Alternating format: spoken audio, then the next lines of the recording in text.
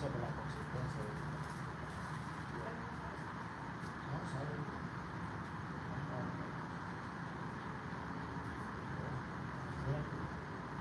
Oye, no, ¿tú estás seguro de que quieres hacer? Claro. Está bueno. Debe llevar. Claro. No pasa como coagulito de chocolate.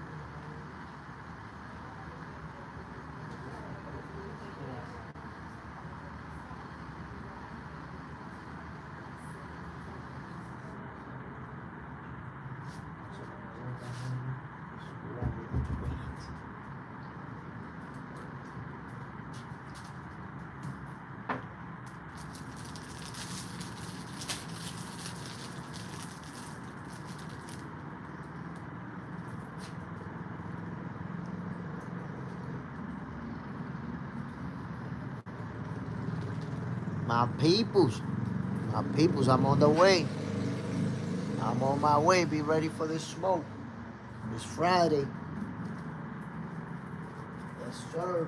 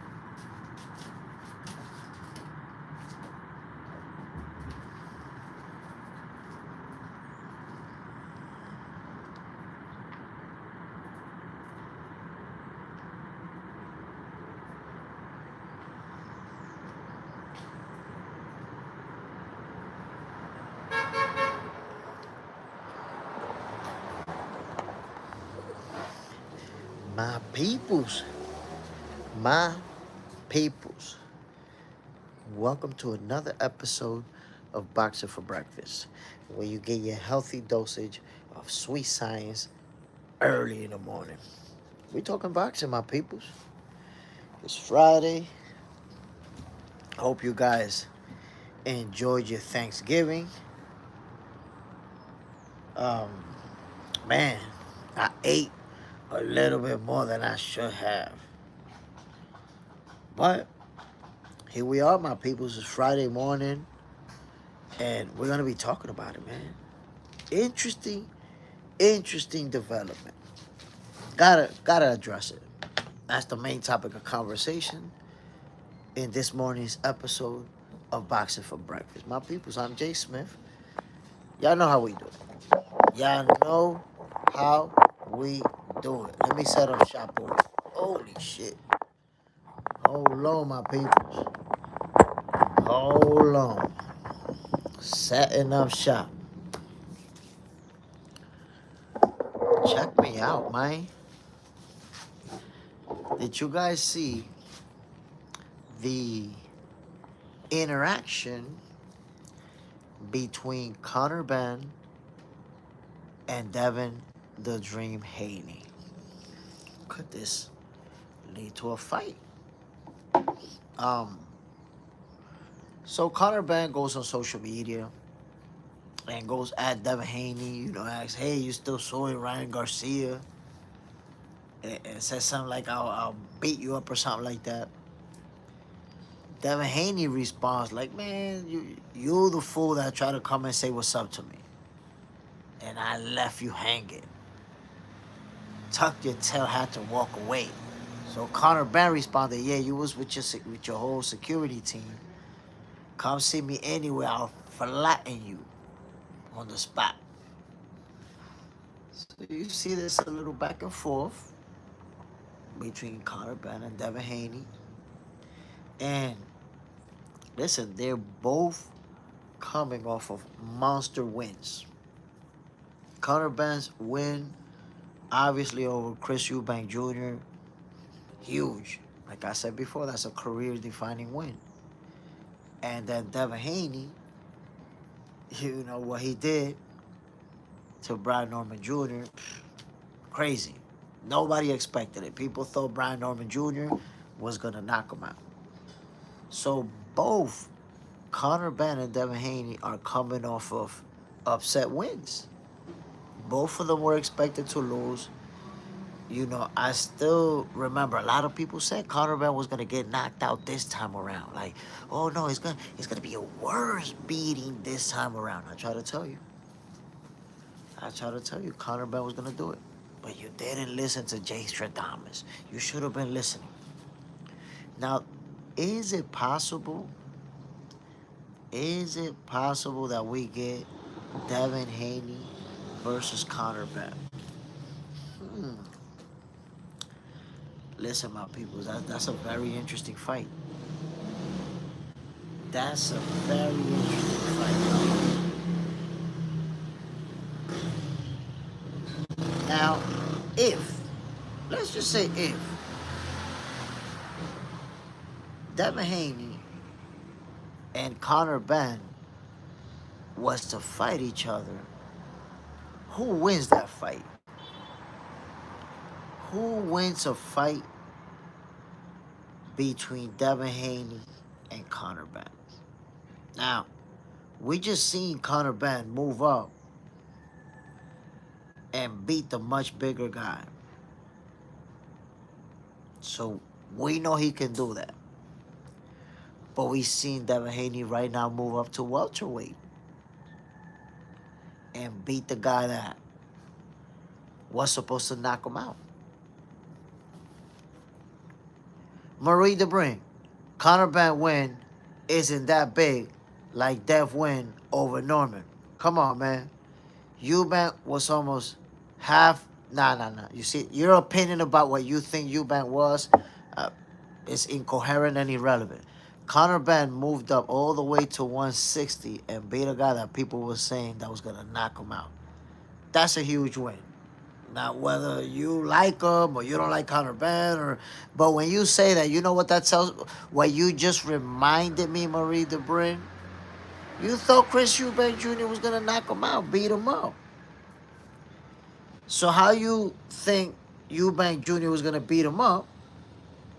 He wins, but you don't think it's a big win. Come on, come on.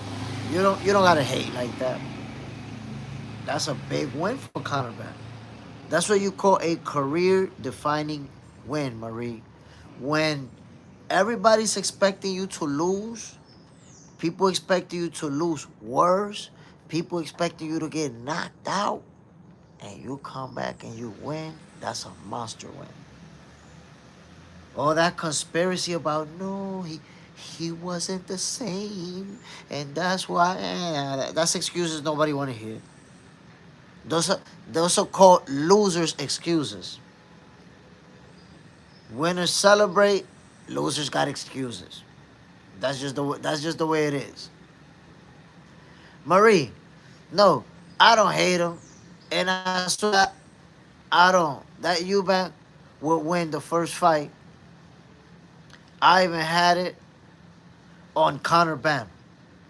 Okay, but look what you're doing. You're saying no, he wasn't the same. He wasn't the same, and it's like you decided that he's not the same.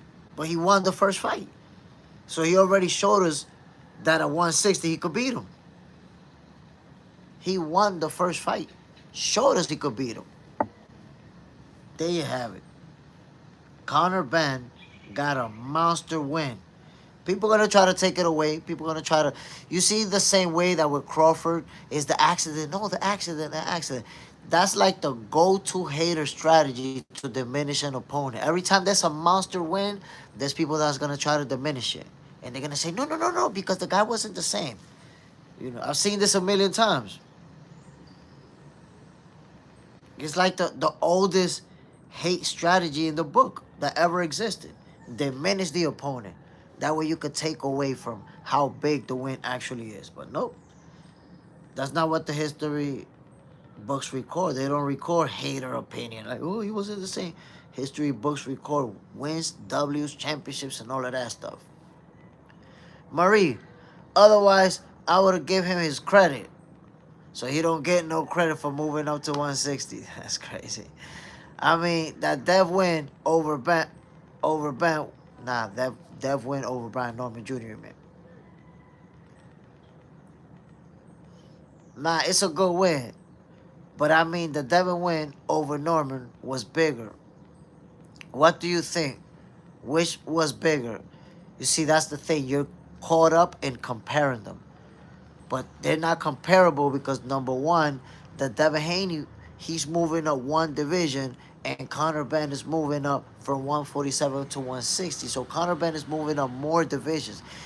That fight is also a rematch where he already got beat.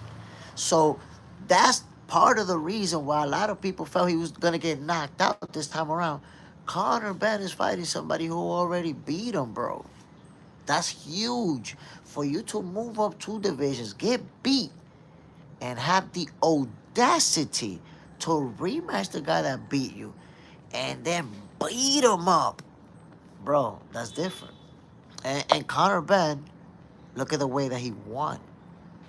Devin Haney dominated, but look at the way Conor Benn won. So you got to take all that into consideration. You're caught up in comparing which one is bigger, which one is bigger. They're both big wins, huge, both of them.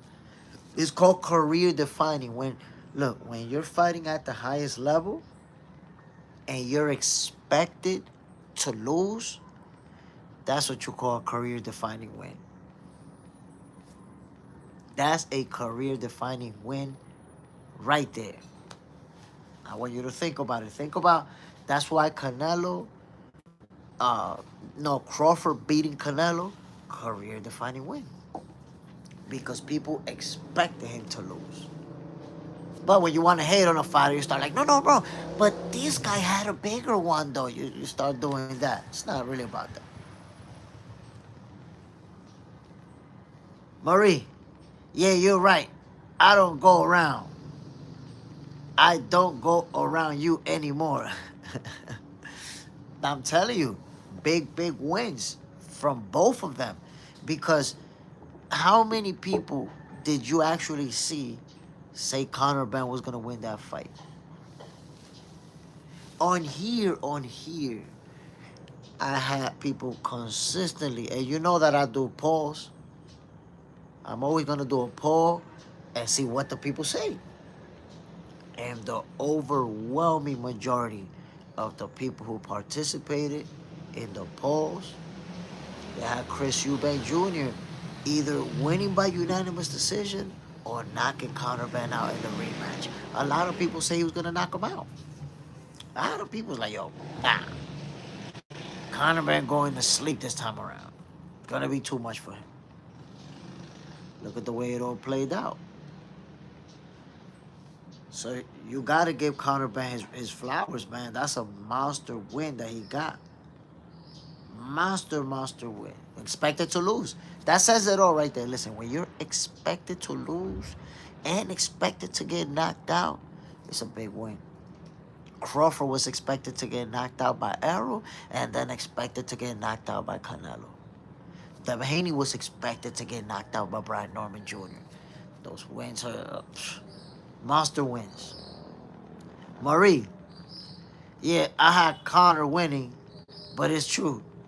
Most though he would lose. That right, but you get between Conor versus Devin. I'm gonna tell you what. We might actually end up getting Conor Benn versus Devin Haney. It's a possibility. It can happen. And I'll tell you what, I'm all for it. I'm all for that fight. Count me in. Conor Benn, and the way that they're going back and forth on social media, it's obvious that they don't like each other. They don't like each other. So I think, and Conor Benn is somebody who's with Matchroom, and even though Devin Haney's not signed with Matchroom right now, but he's done business with them. So that's doable. That's a doable fight.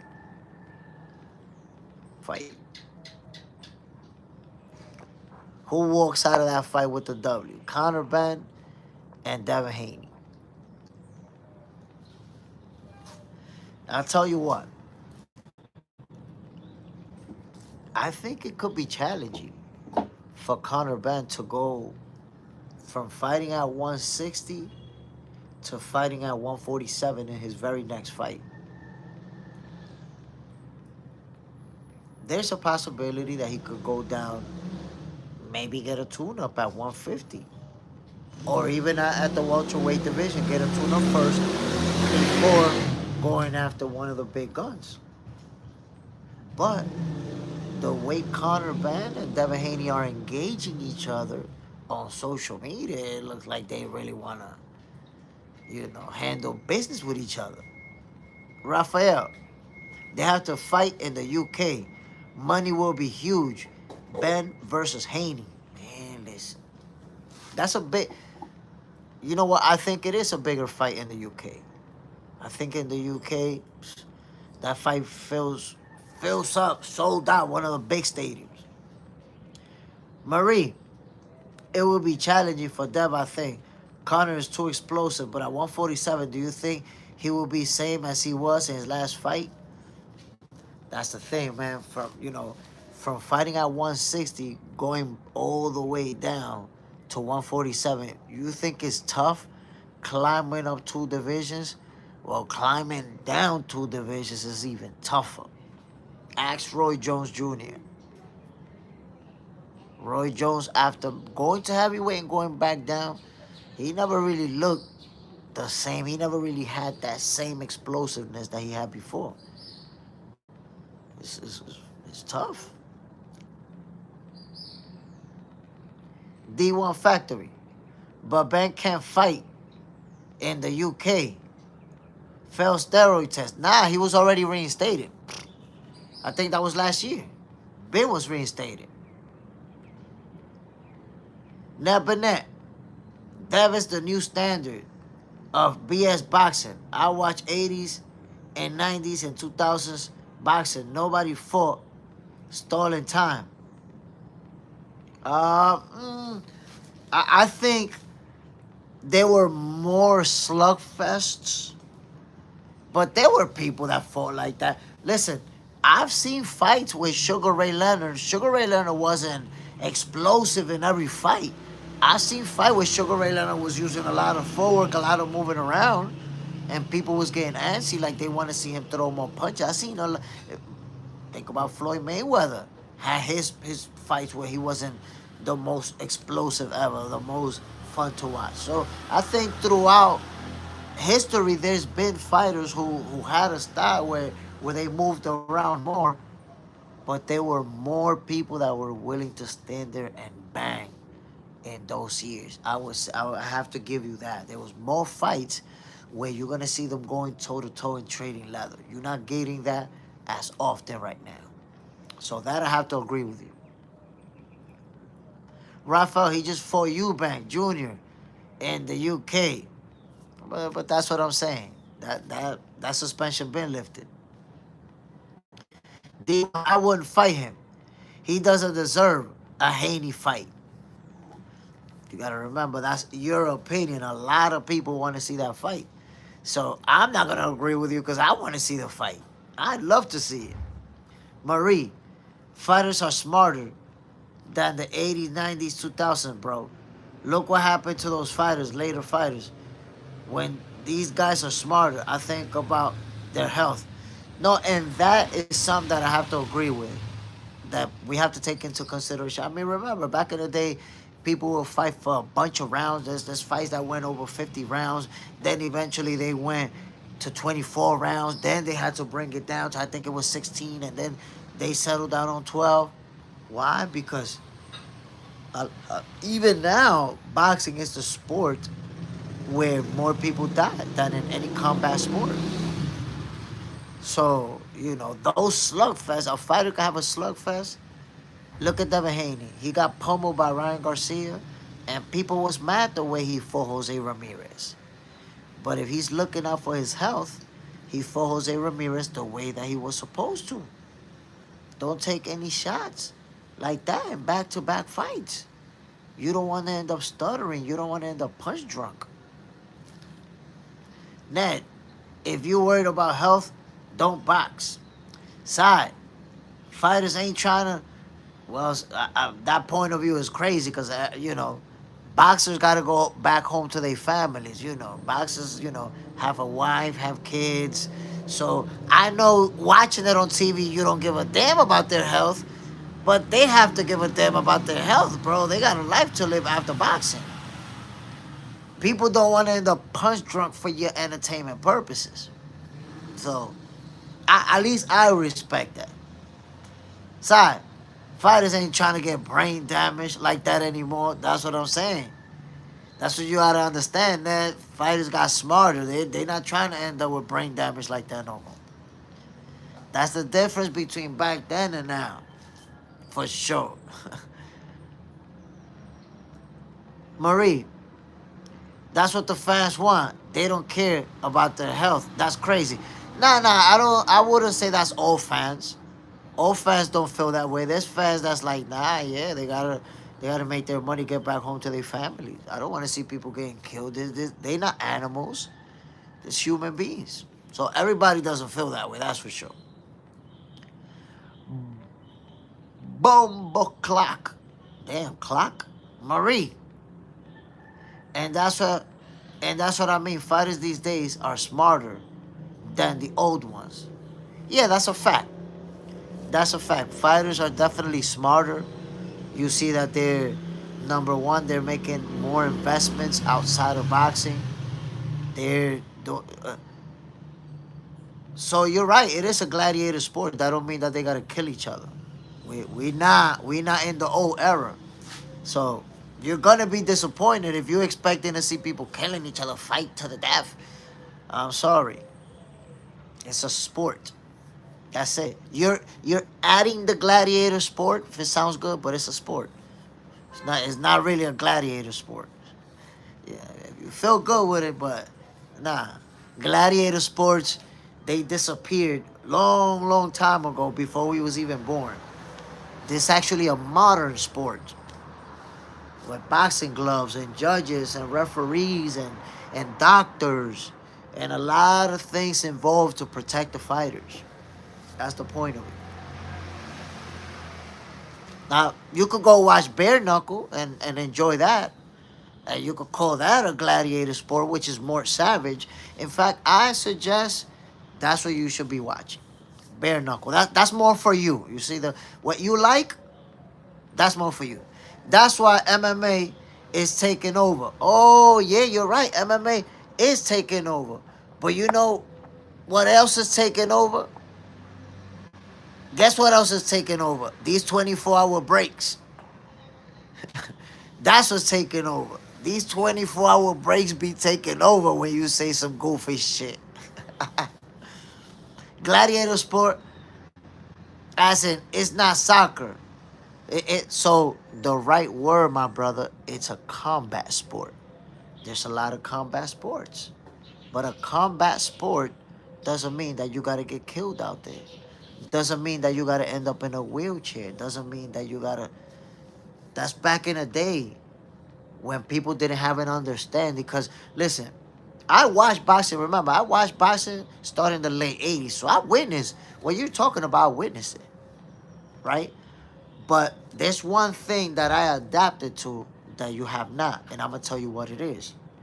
Back then, they didn't have no real studies of the brain. They didn't realize that these guys that was boxing, that a lot of them was gonna end up punch drunk.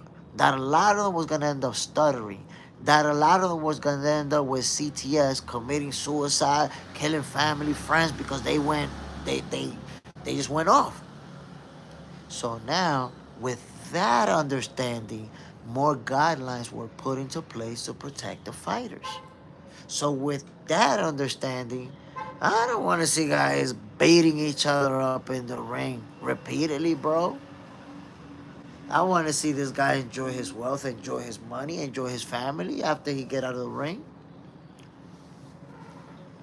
Gladiator barely got killed though. When you look at it, it was for entertainment.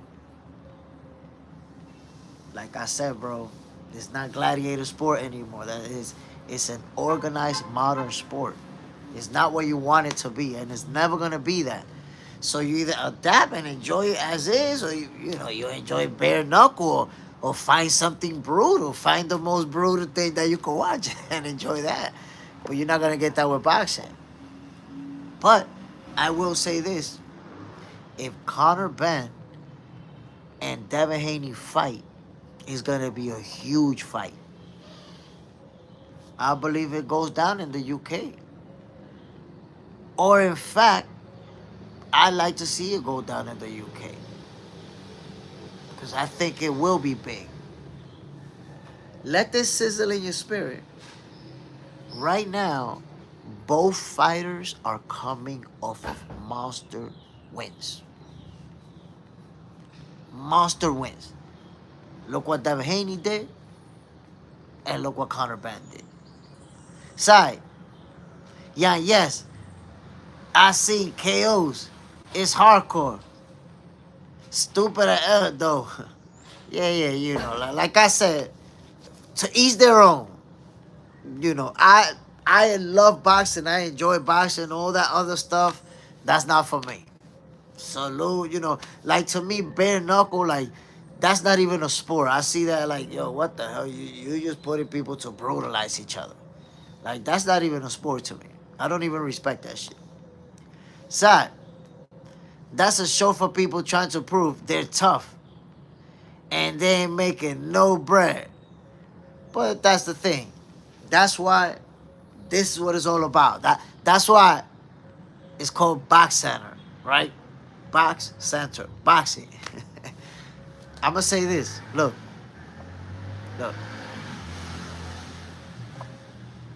How could y'all even talk about those B, C, D level sports when this is even a possibility?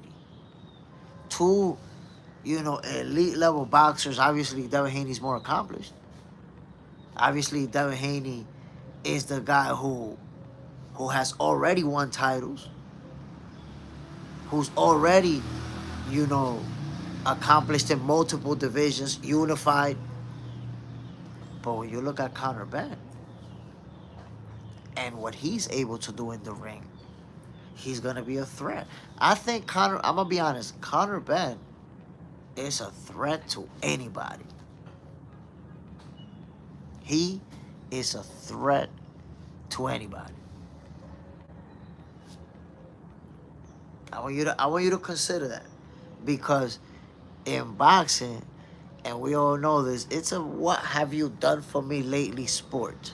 So as soon as you lose, you're a hype job, you're a bum, you're a nobody, all of that stuff, whatever people could come up with.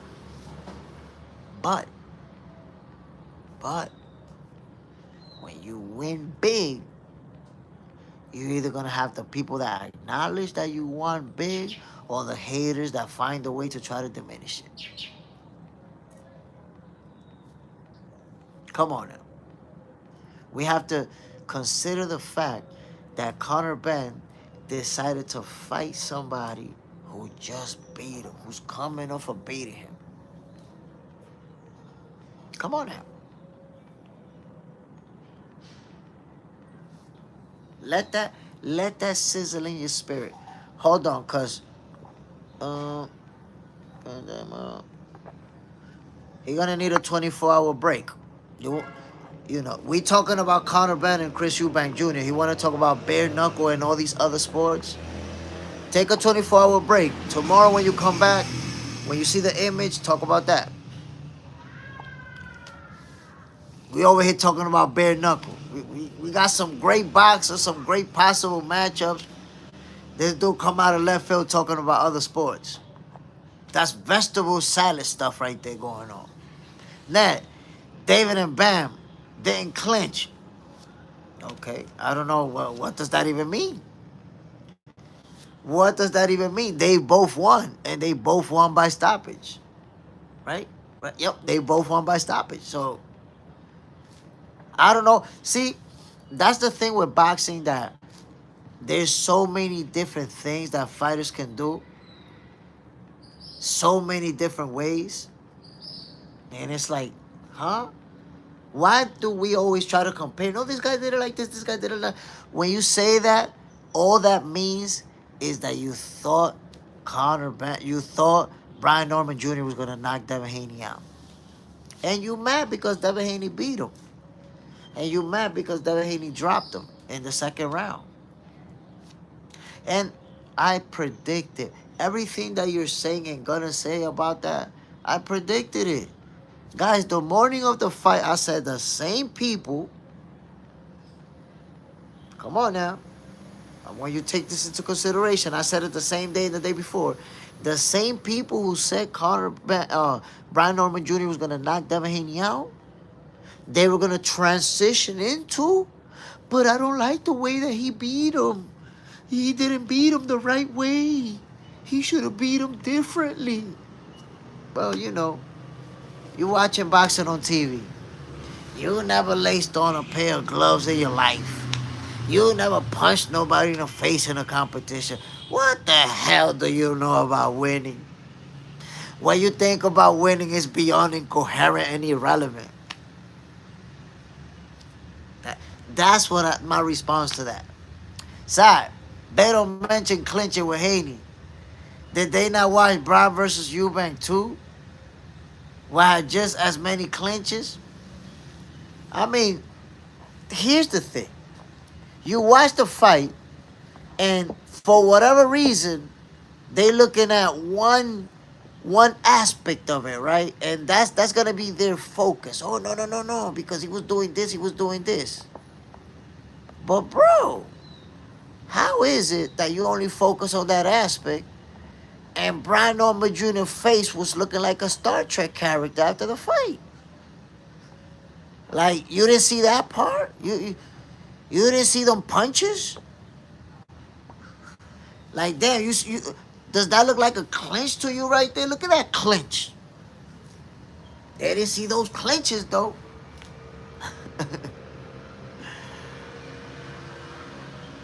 Kratos, Maz are clueless. How many deaths in bare knuckles compared to bare knuckle boxing has the most? No, boxing has the most deaths. Of course, boxing has the most deaths in every combat sport. Now, yeah, I've only broke my hands multiple times on faces. Sure, Nan. Sure. That that means that you know about boxing. That means that you know about boxing. Look, that response just says you never boxed a day in your life, never competed a day in your life, man. Stop acting like, stop playing tough. Don't do that. Kratos, I don't like any more than the other. It's just watching combat. Rashid White, I think Conor Benn will take Devin Haney's heart. Conor Benn actually loves to mix it up. Make me think about Tyson with his ferocious aggression. Look, bro, Conor Benn is somebody who has a style that is entertaining to watch. He's entertaining to watch. He's somebody who you know is gonna go back and forth, who's gonna trade leather. Like that first fight with Chris Eubank Jr., he lost it because he just wanted to trade leather and try to knock him out. The second fight, he was smarter. Kratos, I do like boxing though. High level guys. Side, do you not realize boxing was bare knuckle back when it was first created? People still died.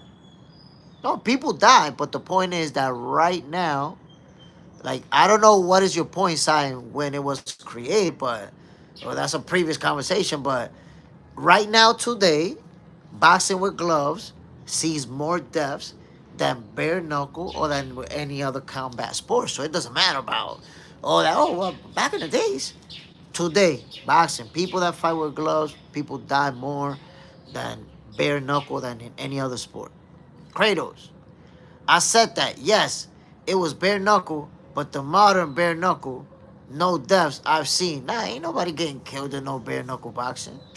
They getting their face cut up, their face broken. I ain't seen nobody dying in no bare knuckle. Now, Bennett, why you even discussing Devin mediocre performance when Bam put on a masterclass? David Murder Yard and Mason showed he's a dog. The thing is that Devin Haney went in there as the underdog, expected to lose, and completely dominated and did this to the guy that you thought was going to knock him out. That was actually a masterclass of a performance. Devin Haney was like a Floyd Mayweather out there. So you don't like him, you don't like the style of boxing, that's on you. But you're talking about a guy becoming a 3-division champion. Benavidez was defending his title versus a guy who never won a title. Yard never won a title in his life. Probably never going to win one. You never know. Devin Haney beat the best champion in the welterweight division while he moved up. Moved up. There was nothing Brian Norman Jr. can do out there. Nothing. He was never in a position to win. He was never in a position. You thought just think about it. Think about it, Ned. You thought that Norman Jr. was going to knock him out. What round? Be honest. Keep it real. What round did you say Norman Jr. was going to knock Devin Haney out? Be honest. I want you to be honest here. What round you said Norman was going to knock Devin Haney out? Kratos, don't ever throw Goofy around. Like Ali wasn't slurring his words. Like Ali was slurring his words. How long ago was that and how they was fighting back then? That is the point. That's a point that I was making. Like back then, the way they was fighting, they ended up messed up in the game. And even there's some modern fighters around now that's like that. But you're talking about Ali, look how many fights, the type of slugfest that he had. Side, that can't be said with any combat sport. You get hit in the head, brain damage. Sai, do you think every combat sport sees the same type of damage and sees the same amount of people ending in death? Is that what you think? Kratos, rope a dope, ridiculous. Man, that rope a dope also led to a lot of punches to the head. Marie, we need to push the Benavides versus Beterbiev fight. Do you see what Beterbiev said about Benavides? He said he wants Benavides, said nobody wants to fight him, while Beterbiev says the opposite. So, what I think is going to end up happening is that Bivol is going to do that trilogy with Beterbiev first. That's what I think. Kratos, not every combat sport wears big gloves that cover big areas. Sorry. I mean, but that's what I'm asking about Sai, because Sai is saying, well, that can be happening in every combat sport. You get hit, brain damage. But that's why I'm asking Sai, because Sai don't really seem to understand that difference. When you get punched in the face with a fist, you get cut. But when you get punched with a big glove, boom, it might not get cut, but it's worse for your brain. That's why in boxing, you see more people getting, those situations than in every other combat sport. That's simple. Look.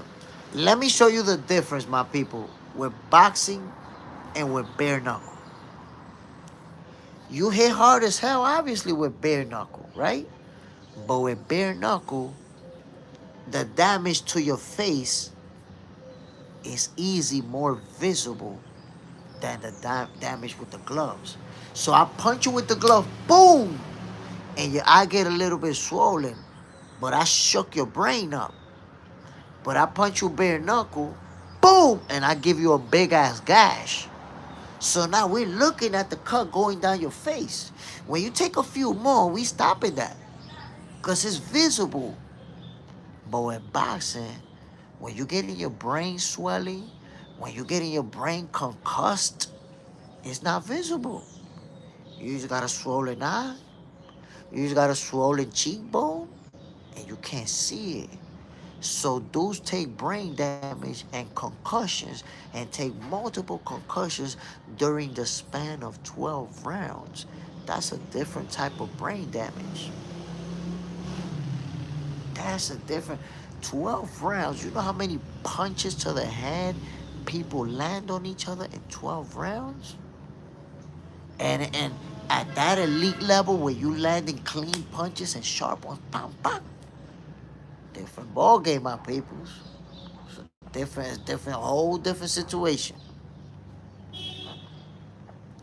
Ned, did you have Colbert winning the first fight versus Rayo?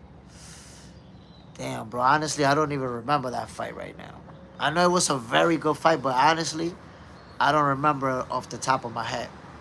Kratos, Boomtown. That's right. That's why you could argue boxing more dangerous than Gladiator, bro. But what are you talking about, Gladiator? I don't know what Gladiator you're talking about. Like, what Gladiator are you even talking about? Like, I don't know no sport named Gladiator. Like, like, what are you talking about? I know about the Roman gladiators with the lions and the tigers and fighting to the death, and the guy says you live or you die. But what gladiator are you talking about, bro? I don't know about what sport you talk. I'm confused when you keep trying to compare boxing to gladiator, and saying that gladiator is less tough. Like, how do you watching too many movies, bro? Kratos, how far your boxing knowledge? Watch. All you gotta do is watch, and you'll see. Sorry, gladiator fought to the death. Like, who compares gladiators to boxers? I say, no, gladiator, like, boxers is more dangerous. Like, bro, you got me close to boxing is the most deadly. Yes, but gladiators don't exist anymore, bro. Like, what are you doing? Like, boxing and gladiator? Bro, you got this close to just going on a 24-hour break or getting blocked. Like, that's some goofy shit. No, boxers is tougher than, it's more dangerous than gladiators. Huh? Bro, let's talk boxing, man. I don't know what the hell you're talking about, baby. But let's talk about boxing, baby. You're talking about some other shit. You talking about some other shit, bro. Let's talk about these fights. So my peoples, let's forget about gladiators and bare knuckle and all this other stuff. You know, we it's actually a boxing channel, right? So let's talk about boxing. I don't know. I don't know what we got going on over here. So listen. If this is what I believe, if Devin Haney and Conor Benn fight, this could potentially go down in the UK simply because how big Conor Benn is over there and how big that last win was. I want you to take this into consideration. Right now, there's a lot of people who are super surprised about Conor Benn's last performance, and they're also just as surprised with Devin Haney's last performance. Both coming off of monster wins. Come on now. Both. Kratos, bro, my bro, is current #1 cruiserweight. He trains hard. Floyd Mason. I don't know him, but I'll check him out for sure. Then, I don't want to see Devin Haney versus anybody but Ryan. I want to see that fight. I want to see that fight. But in order for us to see that fight, Ryan Garcia has to beat Mario Barrios. Because Devin Haney's not going to fight him coming off of a loss. Just remember, they were supposed to fight each other after fighting in Times Square on that card with Teofimo. But Ryan lost to Rollies. That's why they didn't fight each other after. So now, Ryan Garcia is going to fight Mario Barrios for that title. If he wins, that's perfect. Because that rematch would now be a unification. Now it's a unification. It makes it a lot bigger. Which, it's already an anticipated fight. People want to see this fight. So, come on now. Come on, my peoples. It's about... The only way this fight doesn't happen soon is if Ryan loses. If he loses to Barrios, we're cooked on this fight. It's not going to happen next. It'll happen, but it won't happen next. You know, Devin's not going to... I'm telling you, he's not going to fight him coming off of a loss. Side, what if Ryan gets stopped by Barrios? No rematch. Not next. You know, if he gets stopped by Barrios, then he's going to have to win a couple of fights first and then get the rematch with Devin. Devin is not just going to go fight him, you know, after that. 310, man, Ruth, Grand Rising. Salute, family. Bam. Kratos, who's your favorite boxer of all time, boss? So, Conor Benn, stick with the subject, Kratos. We can move on to that another time. Stick with the subject. Give it a try here. So, look, Conor Benn, my peoples, I want you to take this into consideration. He lost, and the way that he lost, he dished out a lot of punishment. But he took a lot, too. He took a lot of punches in that fight. I know that Chris Eubank Jr. landed in the hospital for a few days, but Conor Benn walked out of that fight. You know, visibly, you could see that he took some good shots and lost convincingly. Nobody was saying that he got robbed or that he should have won. We all know he lost that fight, accepted it. And then he comes back, he says, I want an immediate rematch.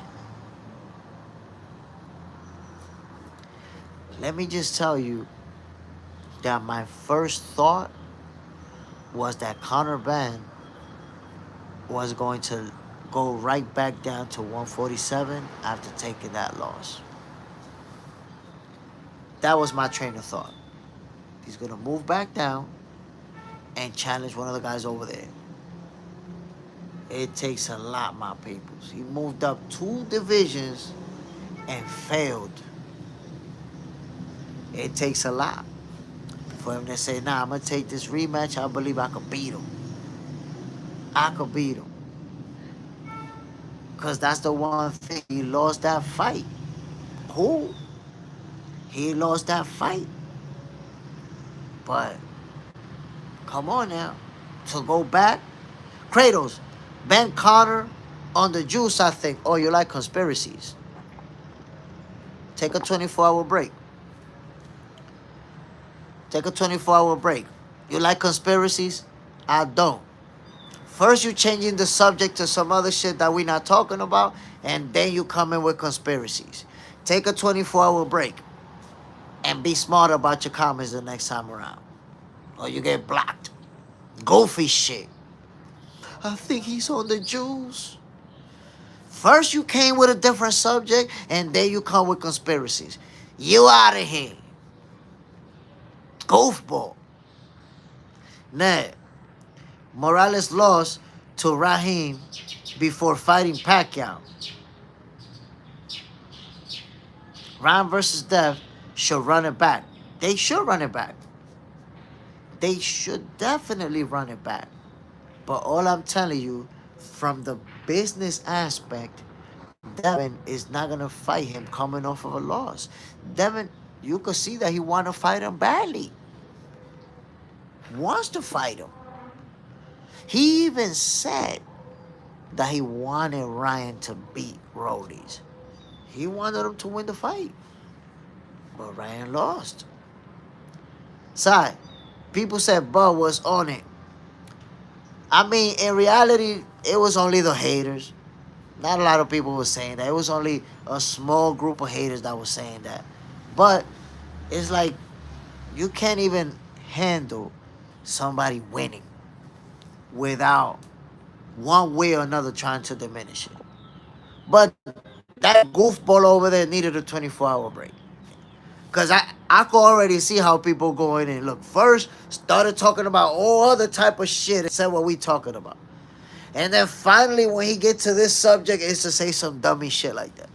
I already see what type of goofy you is. Marie, Eubank hustle him the first time and make Conor Benn made on purpose, and he fought emotionally first time. In the rematch was big difference, as if Eubank wasn't on his level. Listen, in that first fight, Conor Benn fought way differently. He was just trying to walk in and thinking, oh, I'm going to blast you out of there. We're going to trade and I'm going to catch you with a bomb. And he just kept getting clipped. This time around, he was actually boxing him. He was using that jab. He was using that movement. Nah, it was a whole different Conor Benn this time around. Ned, is snack giving multivitamins? I don't know. I don't even know what that means. Marie De Bruyne, I see them saying the same about Debo, Dev, the snack shit. The tank fans for sure. That's the thing, man, that, again, when people can't handle somebody being great, they need to find something that they can point at because they can't accept greatness. So that's what makes them look bad. It's like you might as well have a sign like this. Hey, I'm a hater. Look at me, the hater. Because how could you go into every Facebook group that you can to say the same shit? And to every social media post that you find, and to every YouTube video that you find, snacking steroids, that's what it is. Like how do you even do that? But that's how you enjoy. I guess that's how some people enjoy the sport. That's how they enjoy it right there. Just, I guess, making stuff up in their head and go. It's like, I would say, like, Days of Our Lives and that stuff, the soaps on TV. Some boxing fans are like that. They like to fantasize these stories in their head and make them become real, and they enjoy it. Do you, my peoples? Side, they always say snack for Bud and Devin, but forget Bam and Virgil on snack. It's just an advantage the fighters they don't like. That's the funny thing that, they only point it out with the fighters that they like. The same people that'll tell you one thing about one fighter, they'll skip it for another fighter. It really has nothing to do with snack. It more has to do with, I need to find something. And that's what they can find. Has nothing to do with snack. If it's another fighter that they don't like, and that fighter is not with snack, they'll find something else. Then it's time to discredit the opponents. Oh no, but he didn't beat nobody. Oh no, but that guy didn't do this. Or that guy. It's always the the things that you could come up with when you never boxed a day in your life. So those are the logics that you make up in your head. You never been involved with boxing. That's what happens. If you never imagine you guys trying to figure out how pilots fly their jets, and you figure that out off the top of your head, you're gonna come up with some goofy ass shit because you never flew a jet.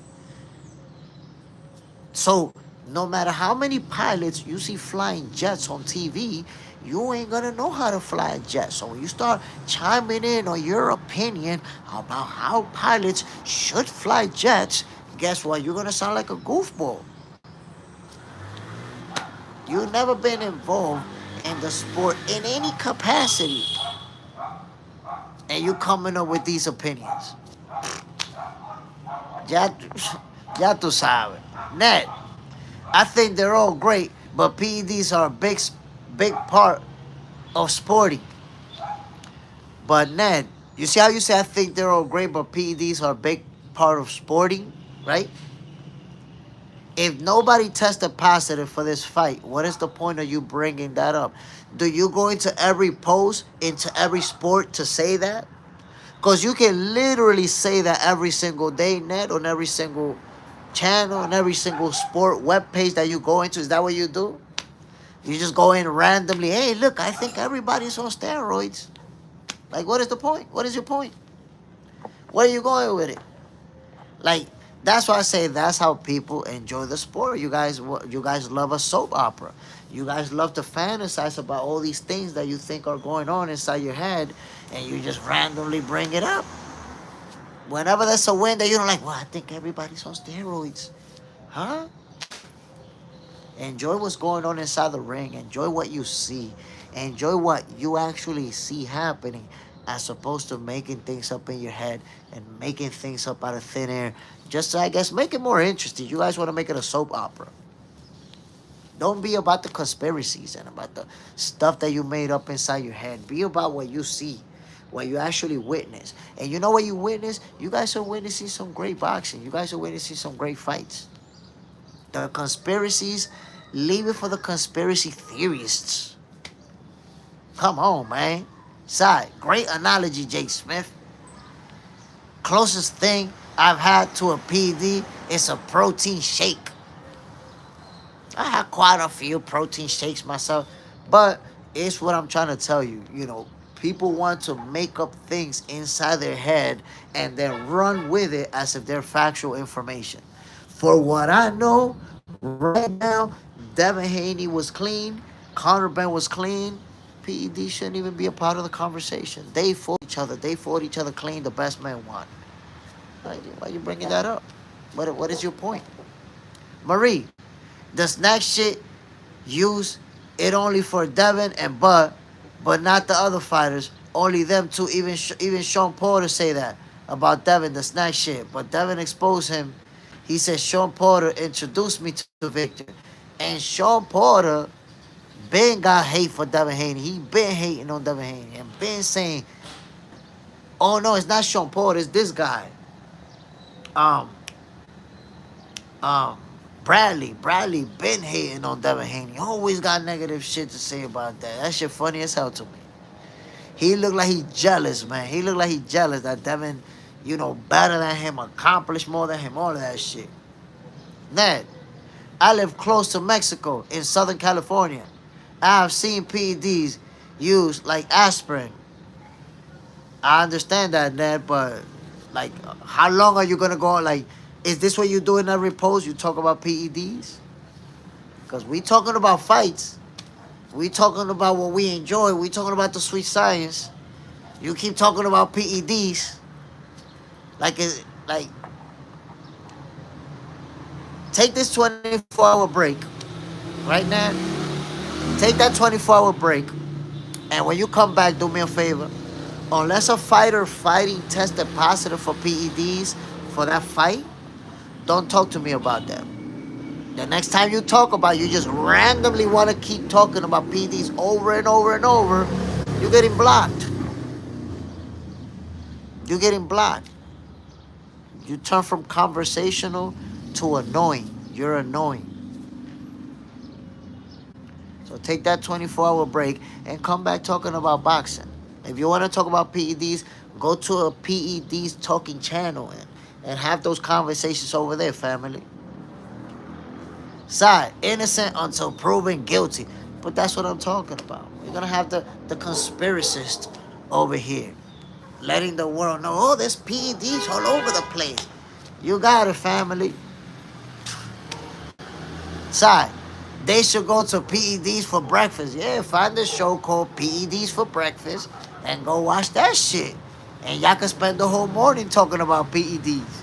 Marie, he hating on Devin because Devin whooped his ass in sparring when Devin was 14, 15 years old, while Sean Porter was fighting for titles and Devin whooping his ass.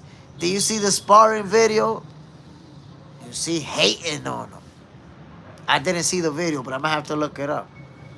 I actually heard about it. The first time I heard about that video was yesterday. I never even knew that video existed. Devin Haney putting the baits on Sean Porter when he was a little kid. Man, listen. Side, Boost cooked Sean in sparring too. Yeah, but I think Boost was cooking him after he was already, if I'm not mistaken, on his way out. I'm not sure if that was the case, but it seemed that way. Like, I don't know when that sparring actually took place. If it took place after Sean Porter had already retired, or he was close to retiring, but it looked like that was the case. But he got cooked. You're right. Regardless, he got cooked. Over there getting punched in the face. Boom, going, woo!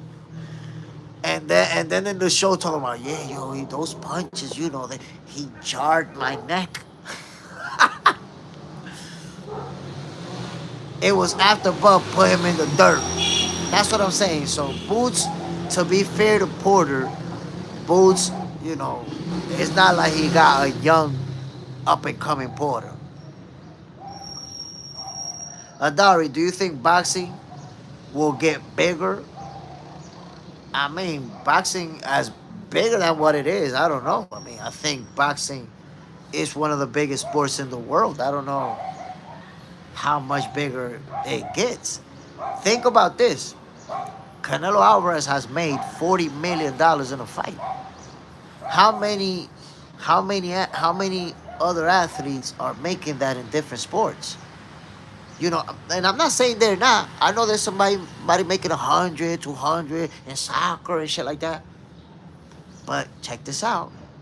There's a guy making $100 million in a soccer team, but in that same team, there's a guy that's not making $2 million in that same team. So that's not the whole team, and that's not everybody. Remember, boxing is an individual sport. That's just you. So when you look at individual combat sports, nothing is bigger than boxing. So Adari, boxing can't get any bigger as a combat sport because it is the combat sport. Nobody in combat sports is making nowhere near as much as the boxers. Nobody UFC ain't seen no 40, 50 million, 80, 100, all that shit. Like, ain't nobody seen that in UFC and in none of them other sports. So how much more bigger can you get when you're the biggest combat sport that exists? Adari, You're speaking the truth. Boxing, it, and and I'm gonna tell you, no combat sport is going to surpass boxing. We won't see that happen. It's always gonna be the best combat sport. Yes, MMA got super popular, reached a certain level of popularity, but it's never going to surpass boxing. Ever. It's not. And and I tell you, MMA is a great sport. And I enjoy watching it sometimes. And I'll be watching highlights, but it's never going to surpass boxing. Ever. And I'll tell you why. Boxing is the purest form of combat sport. It's the purest form of fighting. You know why? What makes it the most pure combat sport? Think about this. I'm gonna prove it to you right now. In boxing, we standing in front of each other, right? And all I got to attack you is these two. All you got to attack me is also those two, right? That's all we got right here. So now I gotta try to hit you with my two, and you gotta try to hit me with your two. I'm gonna try to make you miss, and I'm gonna hit you, and you're gonna do the same, and that's it. That's as pure as combat can get. You know why? Because with MMA, I could fake a kick and punch you. I could fake a punch and kick you. Those are tricks. I could grab you and choke you. So there's all these little different things that you can do in MMA to trick your opponent. That's not pure. Pure is when we can just do this. Bang, bang, bang, bang, bang, bang. Who's better? Who's better? Who can take more? Or who's more technically sound? That's the reason why nothing will ever surpass boxing in combat sports. We'll never see it. Side, facts. In MMA, the best fighters are boxers, like Alex Pereira and Topuria. They use hands. Okay, real talk. Prospects: Abdullah Mason, Schofield, Stevenson. Stevenson? How you put Shakur Stevenson? Did you put Shakur Stevenson as a prospect? Side, yeah, high-speed chess for a reason. Listen, boxing is a combat sport. Like, look at, for example, bare knuckle boxing. Bare knuckle boxing is like a B level boxing. It's B level. It's never gonna come even close to the popularity of boxing. Adari, I enjoy your show very much. Keep up the good work every day, every time. Salute, my brother. Appreciate it, Adari. Bam. Boxing, my peoples, is the sport where you're not gonna be able to overpass as a combat sport because nothing gets better. Nothing gets better, my people. Side, no traps, setups, feints in BKFC. Come on, BKFC is just two people punching each other, slugging each other out. Marie DeBrin, bare knuckle boxing is a poor example of boxing. Listen, man, to me, that thing shouldn't even be legal. That's some savage shit right there. Chucky Chino, you look like my neighbor, exactly like him. Whoa. Check it, my people. Check it. I understand and I respect those who love bare knuckle boxing and MMA and all other combat sports because they all have their own entertainment aspect. They're all entertaining to watch. There's people who love the backyard boxing matches. They all have their own thing. But the biggest combat sport, and that's not even up for debate, is boxing. And that's not gonna change. In our lifetime, we will not see no combat sport exceed boxing in popularity. You could be popular maybe in this city, like, oh, in this city, they watch this more. Yeah, but that's in that city. That's over there. But you're not gonna surpass boxing as a combat sport. It's just not happening. Marie, I swear, that's what I thought when I saw bare knuckle. It's not even legal, that shit, but let us talk about our shit. Who do you want? Abdullah Mason fighting next. Oof.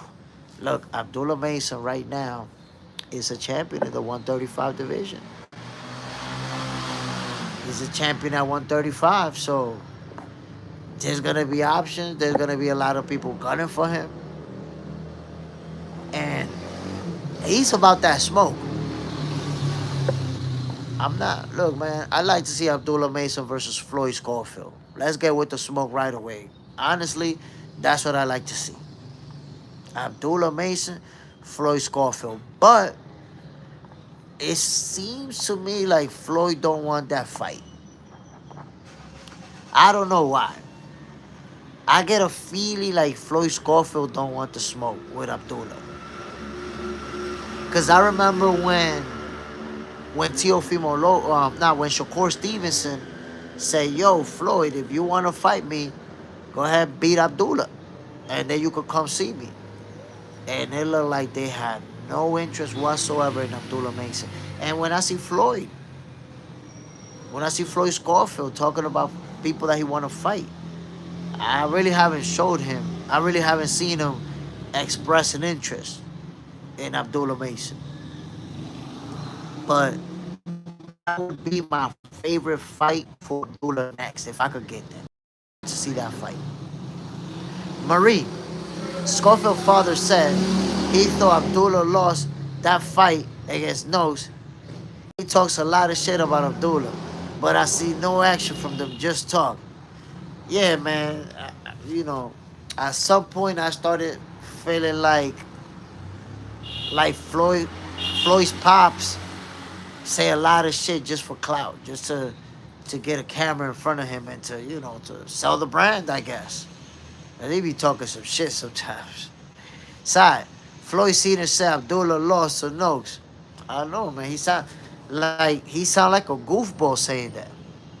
Sound like a goofball, bro. Adari Turkey, Allah Sheik is very good for boxing. I mean, he's making a lot of big fights. Now, we got to see how that TKO is going to play out. Because based on what I've heard, that TKO league is going to kick off in 2026. And let's see. Let's see how that's going to play out. Because once TKO gets started, is Turkey Al-Sheikh still going to invest money with fighters that are not fighting on TKO? So we got to see how that plays out. Marie, yeah, because of his dad, I see people don't like them. Because they talking so much, but don't really show interest in fighting those guys. He said his son is going to be easy. And it's true. You want to see the fights. If you say you can beat all these guys, fight them and show us. Because at the end of the day, we have to see you fight them. And then it looks like you just chasing clout where you always talking about these names, but you not talking about fighting. It look like there's some clout chasing going on the Floyd Schofield team. Adari, Ultimate Boxing Championship would have been a better name than the name Zuffa Boxing. Like, how the hell did they even come up with that name? The Zuffa Boxing. Oh, well. And they got the Zuffa belt. Now what we was calling the turkey belt, I think is gonna be the Zuffa. But let me tell you something, Adari, that a lot of people are not considering, and Marie and Sai. I want you guys to think about this. They said that the guys fighting on Zuffa, they'll have the opportunity to win the turkey belt and the Ring Magazine belt. I'm gonna tell you this right now. The Ring Magazine belt is gonna turn to shit. Why? Because think about it. If you're fighting on that TKO league, remember they don't recognize the WBC, WBO, IBF. They don't recognize none of that. That means that the Zuffa champion, they didn't fight none of them people over there. They fought in house the people that's in Zuffa, right? So you're gonna have a guy that could be maybe even a journeyman in boxing that went to Zuffa, won a title in Zuffa, and got an opportunity to fight for the Ring Magazine belt, fighting over there. The belt is gonna be diluted now, cause we don't even think you're a real champion over there with that turkey belt, and you're gonna have the Ring Magazine belt. You're gonna have an opportunity to fight for that, and then the guy holding the IBF title, for example, the guy holding the IBF and the WBO title, he can't fight for the Ring Magazine because you don't fight in Zuffa. He gonna have to relinquish his titles to go fight for the Ring Magazine belt? Hell no, he's not gonna do that. So you're gonna see these guys that are on this side in real boxing, in the best boxing, the real boxing that's going down, not going over there to fight for that Mickey Mouse belt. So now what's gonna happen with the Ring Magazine belt? It's gonna end up in the hands of a bunch of Zuffa champions. Because if that happens, that's it. That's the end of Ring Magazine. They cooked. That's it. The historic run that they've been on as the magazine is cooked. They're gonna turn into the magazine of the B Boxing League.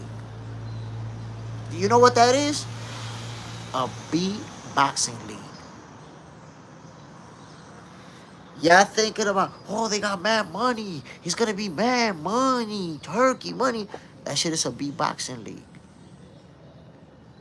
Now, can they turn it into an A league? I don't know. But it's gonna be a B Boxing League. And it's gonna be that for a long time. Don't let that thought get away from you.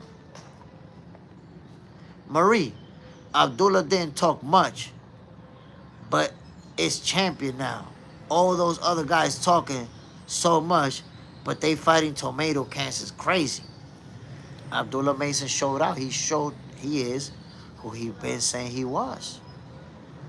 But I will say, Marie, that fight that Abdullah Mason had, his very next fight, he can't fight like that. You know, his very next fight should be the same way Devin Haney fought Jose Ramirez. Yes, they're going to say he was boring. Yes, they're going to say, oh, he's done, he's scared because of the last fight, now he's scary. They're going to say all type of goofy shit. But the point is that he took a lot of punches. He took a lot of damage in that fight. Big punches. So after a fight like that, where obviously you take a nice little break to heal your body, you don't go right into another slugfest. Because fights like that, especially in consecutive fashion, could have a serious negative impact on your health. Marie, fighters won't fight for that Zuffa belt. Come on, man. And Zuffa shit isn't going to work. Only new up and coming fighters who got nothing. Only those guys. And no, because they're going to get journeyman. Hey, Ryan, come over here. They're going to get journeyman. You know, guys who got multiple losses. And they're also going to get, you know, guys who having a hard time getting fights, free agents. They're going to get all type of people that's looking for an opportunity. That includes also young prospects. who are looking for a shot, who are looking for an opportunity to be on TV. Adari, do you like IBA boxing? I mean, honestly, I don't follow it much.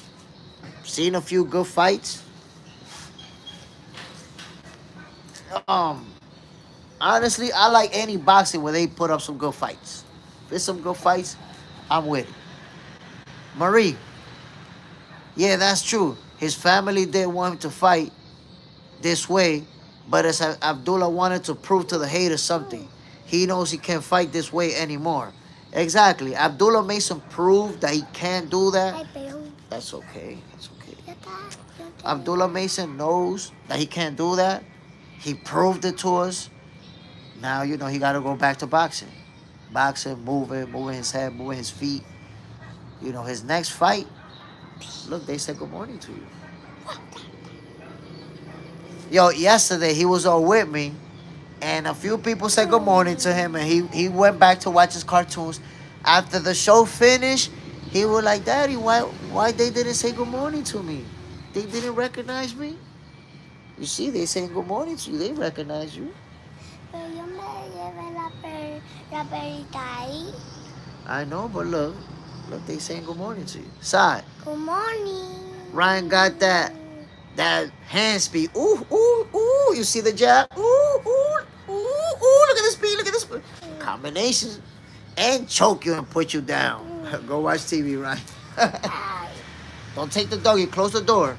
Okay. No, don't take the doggy. I said, go. Close the door. Close it. I'm gonna go over there now. Close it. No te la va a llevar. That's right. Okay, close it. Marie, good morning, my little brother. How are you? You see that he good, happy. Adari, good morning. Bam, salute to everybody. Y'all know what it is, man. We talking boxing. We doing what we do. Listen, Abdullah Mason, because the original question was who should he fight next. I'd like to see him fight Floyd Scofield. But I don't think Scofield want those type of problems. I don't think so. But I'm gonna say this to y'all. At 21 years old, there's no need to rush Abdullah Mason. And what I mean by that, you don't have to have unified titles right now. There's no need for that. Right now, you can have him defend his strap. And 2, 3 title defenses. Okay. Because at 21 years old, bro, you haven't even reached your prime yet. He ain't even reached his physical prime yet. Ryan, close the door, please. Right now, Abdullah Mason is probably 2 to 3 years away from reaching his physical prime. Think about that. Shot cool hands, exactly right. And people saying Core hating. Box fans, salute. When you say people saying Core hating, I didn't even know. Like, I can't even connect Shakur to that. So I didn't hear it, whatever that was. Box fans, salute, my brother. Shot cool hands. They want to try to cause confusion. Listen, as of right now, the guys that should be seeing each other is Floyd Scofield and Abdullah Mason, because they're right around the same age. 2 hungry lions. One already got a title. One says that he wants to become a world champion. There you have it, fam. There you have it. Challenge him for that title. Marie, I really thought first that Scofield too hard of a fight for Abdullah, because he gets hit a lot. And Scofield power is crazy. What do you think? Who wins that fight? And I agree, they don't need to rush him. Honestly, I got Abdullah Mason winning that fight. I got Abdullah Mason. In fact, look, it could be just like his last fight. If he want to turn it into that, let it turn into that. But I got Abdullah fighting a smart fight and just schooling him. Schooling him. Shaku hands. Kaur said to him to take his time. He's still a baby. He don't have to rush. Oh, people saying that's hating. Okay, okay, I feel you.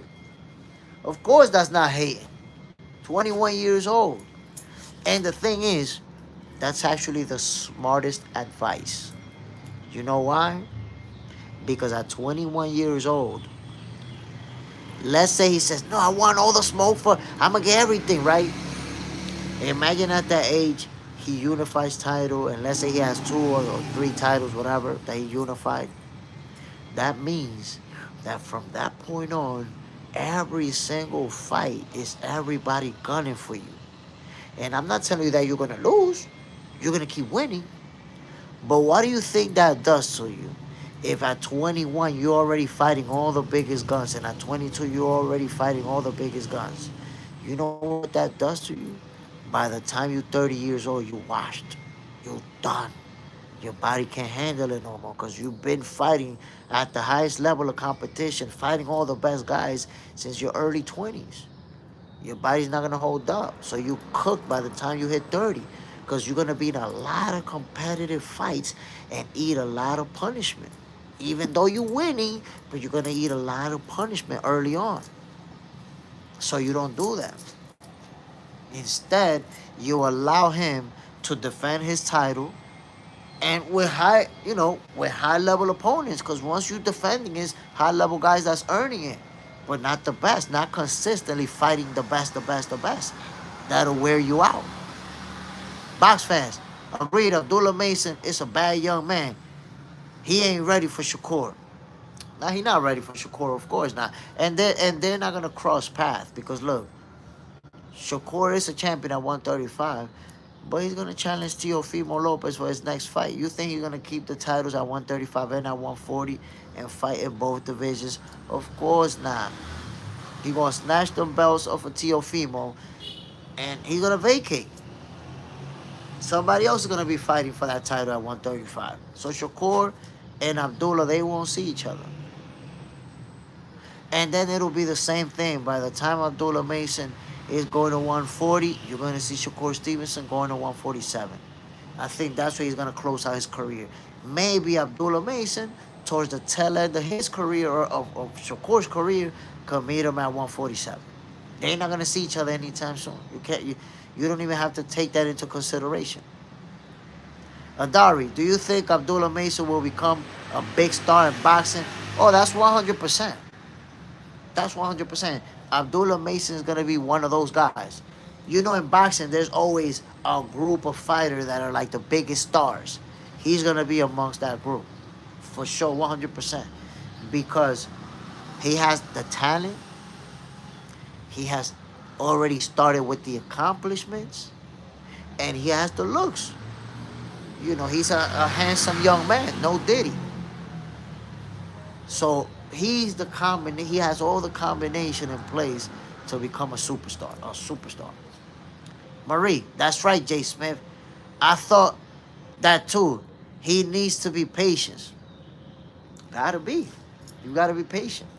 Because you rush a young fighter and you have him burned out by the time he's in his late 20s. Because he's been in too many tough fights. That's why when you look at fighters who have that style that they just bang, bang, bang, and they always banging it out, look at their careers, how it plays out, and the tail end of their careers. Look at Arturo Gatti. He was, rest in peace. Great champion, labeled as a warrior. But he took a lot of punishment, because of his style. And you could see it late in his career. Marie. Oh, no, I read that. So, Abdullah Mason at 21 years old, man, he got all the time in the world. But he ready for that Floyd Schofield action, that's for sure. So, Devin Haney was only clinching versus Brian Norman Jr. That's a narrative. That's a narrative right there. Devin Haney was only clinching. Like, that was... When you look at Brian Norman Jr.'s face after the fight, that's some tough clinching going on over there. What kind of clinch leave your face looking like a Ninja Turtle? Explain that to me. I don't know. understand, man. People want to hate. People don't want to give Devin Haney his credit. You don't want to give it to him? Cool. But he's the guy. He's the guy, my man. Devin Haney's that dude. Give him his respect. Box fans, ouch. West doesn't clinch that no shot.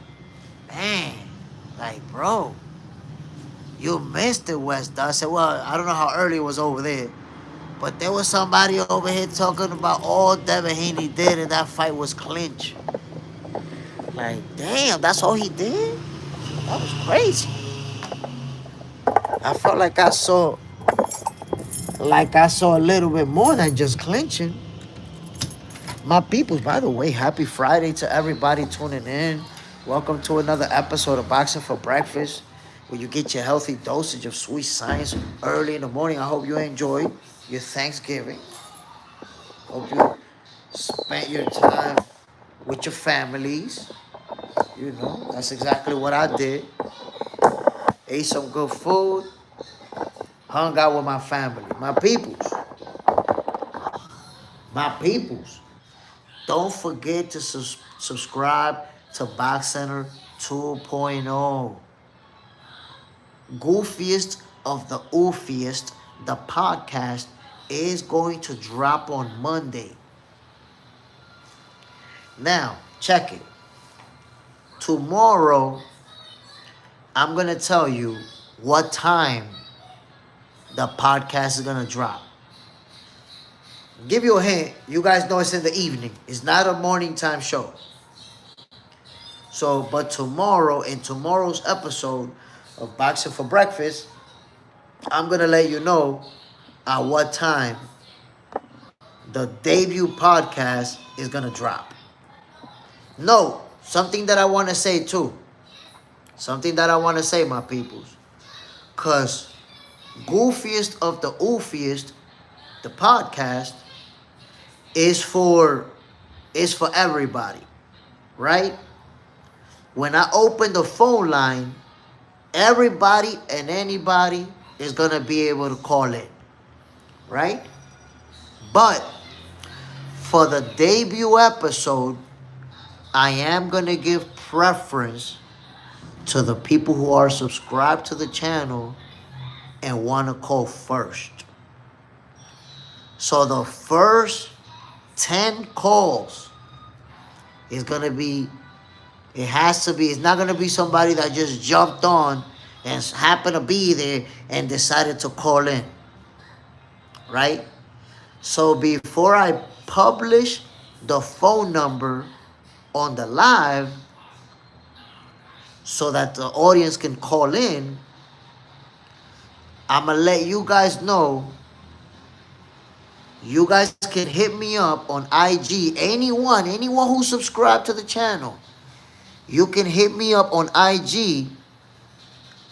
And what I'm going to do, before I post the phone number on the screen, I'm going to send you the number via DM or Messenger. So before the regular audience sees the phone number that they can call, some of you guys will get that phone number first.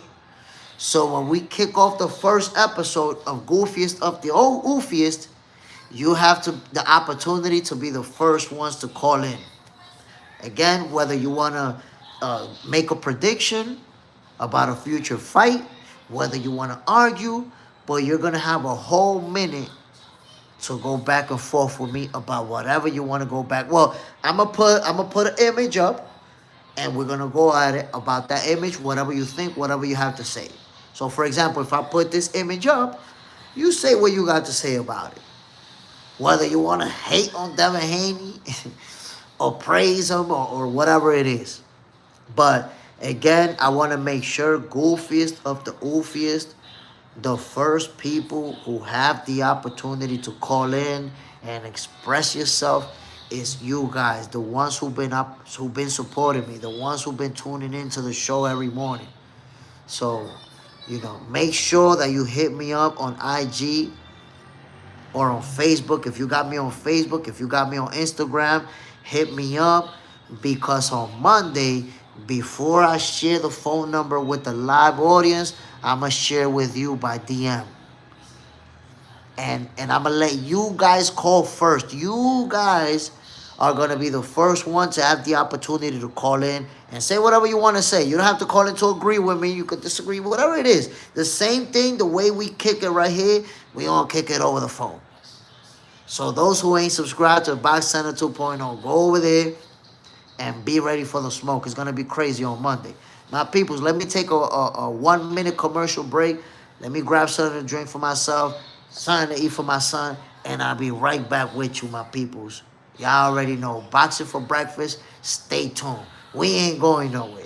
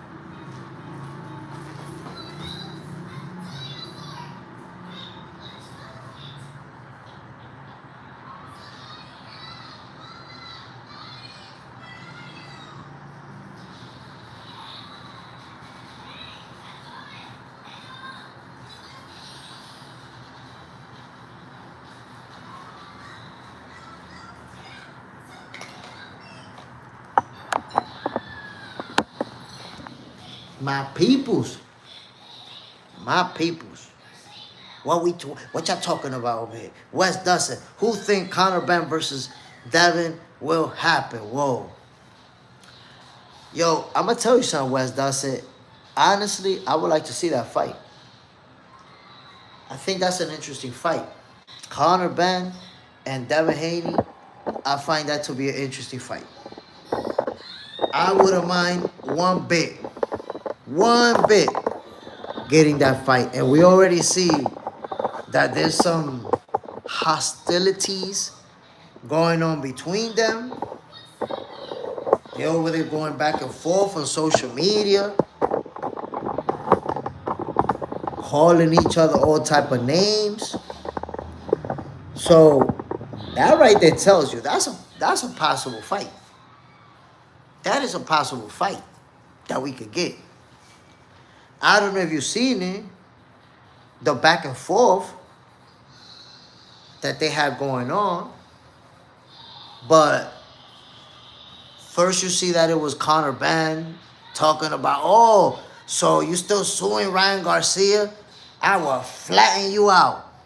Then Devin Haney's like, oh, you a bitch ass nigga. You try to say what's up to me, I left you hanging. And you had to tuck your tail. Bitch ass nigga. And then Conor Benn is like, yeah, you know what? You was with your security. Come see me. I'd flatten you out. So they going back and forth on social media. Conor Benn said that he's going back down to the welterweight division. Could we end up getting Conor Benn versus Devin Haney? Could that happen? I tell you what, man. I'm all in on that fight. I can tell you that right now, my peoples. I'm all in on that fight. Tell you that right now. Wes Dustin, I think it's wild that Shakur is with the smoke with Ben. Haney won't fight a known drug cheat. I don't think he takes the chance. I mean, look, honestly, I don't think that would even be a factor, something that he'll take into consideration. Why? Because you just have to consider the fact that you're going to get tested. You're going to be under the microscope. Do I believe that you're going to cheat against me? I don't know, man. I think that Devin Haney, especially the whole situation with Ryan Garcia, if you're going to have to fight, if you're going to fight him, you're going to have to agree to all type of testing going forward. He's not trying to take no chances. Go into the VADA testing cycle and any hiccup, we're not fighting you. That's what I see. Irving Mack, like button smashed. You see, that's what I'm talking about. Irving, salute, my brother. I've been going at it for almost 2 hours, bro. I ain't even been able to get 25 likes. 2 hours cooking like this. Cooking hard, putting all in, all the ingredients. Can't even get 25 likes. That's crazy. Shaku Hands, huge fight in the UK. You know, I think, and this is my perception. That's the first thing that I said earlier. First thing that I said earlier. If Devin Haney versus Conor Benn happens, it makes sense for it to go down in the UK. Why?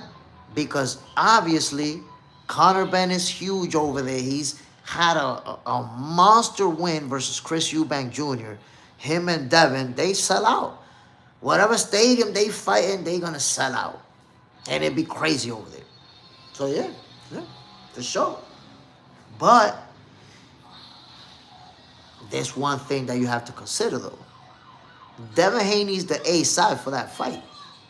So, you're going to have to agree to his terms. If he decides, I'm not trying to fight in the UK, I need to fight in MSG or in Vegas or wherever he want to fight, that's what has to happen. He's the guy. He's the guy right now. Irving Mack, that would be crazy. And I think that it's a possibility that that fight can happen because Conor Benn already said that he's going back down to the welterweight division. He already said it. Who wins that fight? If Conor Benn and Devin Haney step in the ring with each other, who wins it? How does that fight play out? That's a good fight. That's an interesting fight. Conor Benn talking about, I will flatten you. I will sleep you. That's how he doing it. That's how he doing it. On some straight up, I will flatten you. I will sleep you. That's how he, well, that's Twitter. You saying that on Twitter, but if we make the fight happen, can you really do that to the dream?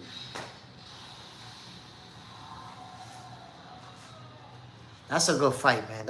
Honestly, that's the type of fight that up until fight night, you see people debating about who's actually going to win. You're going to have some people knocking with Conor Benn knocking Devin Haney out, and then others are going to say, no, Devin's going to outbox him, make him look easy. That's a good fight. And I'm all in on that one. But, I tell you what, right now, a fight that we might end up getting, and I got to do a correction from yesterday, by the way. My peoples, yesterday we was with the goofballery up in here. We was with the goofballery up in here, my peoples, and I'm going to tell you why. Yesterday, somebody told me in the comments that there was no rematch clause between Canelo and Crawford. So we went in like, oh, Crawford don't got to give him no rematch. Diablo, loco. We was on some goofy shit. We was on some goofballery shit yesterday. Oh, Crawford don't got to give him no rematch. There's no rematch clause. 100 million. You got to give Crawford 100 million if you want a rematch. Well, it turns out we was just talking shit because there is a rematch clause apparently which Canelo is exercising. So, yeah, Crawford has to fight Canelo, I guess, if there's a rematch clause. But we already knew that he's not going to turn that down. He's going to beat his ass one more time. So the same logic from yesterday applies. Canelo want payday. He want payday. Now the face of boxing is going to give him a payday along with a beating. There you have it. There you have it. The face of boxing, Terence Crawford, is going to give Canelo another payday along with an ass whooping. Now, do you guys think, be honest, does Canelo actually win a rematch? Be honest, my people. Don't even do it to yourself. If you wanna chime in, don't do it to yourself. Does Canelo beat Terence Crawford?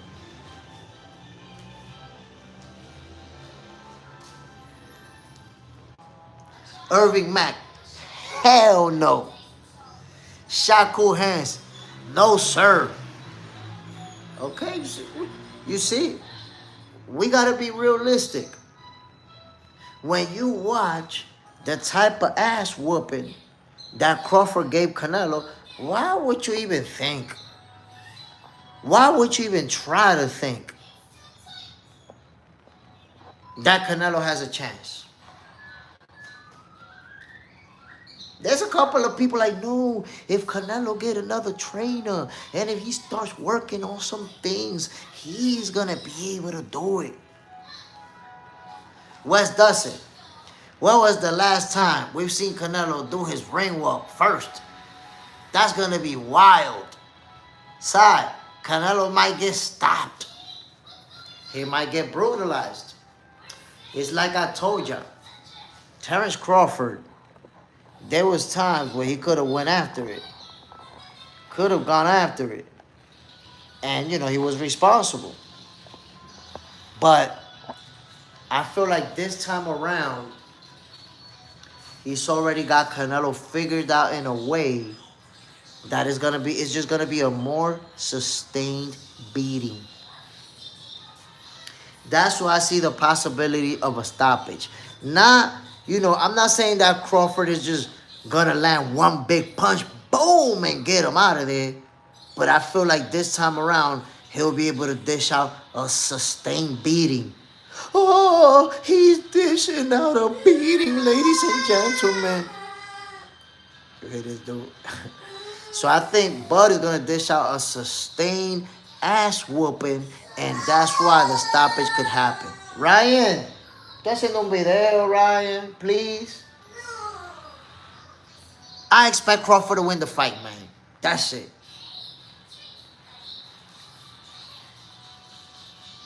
Second time around, he'll be a beast. More acclimated to 168. I think you'll be more acclimated to 160. Bro, come on now. Come on now. You fight that man again. Oh, no, I said 160. 168, I'm wilding. I was thinking about Conor Benn.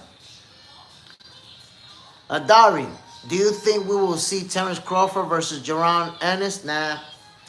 We'll never see that fight. We'll never see it. I know. Look, I'm going to be honest with you, Adari. There's a possibility that 90% of the times that Terence Crawford comes up during this morning show, Jaron Boots Ennis get brought up. Whether it's people saying I want him to fight Boots or asking, is he going to fight Boots? And I'm telling you, that ship has absolutely sailed.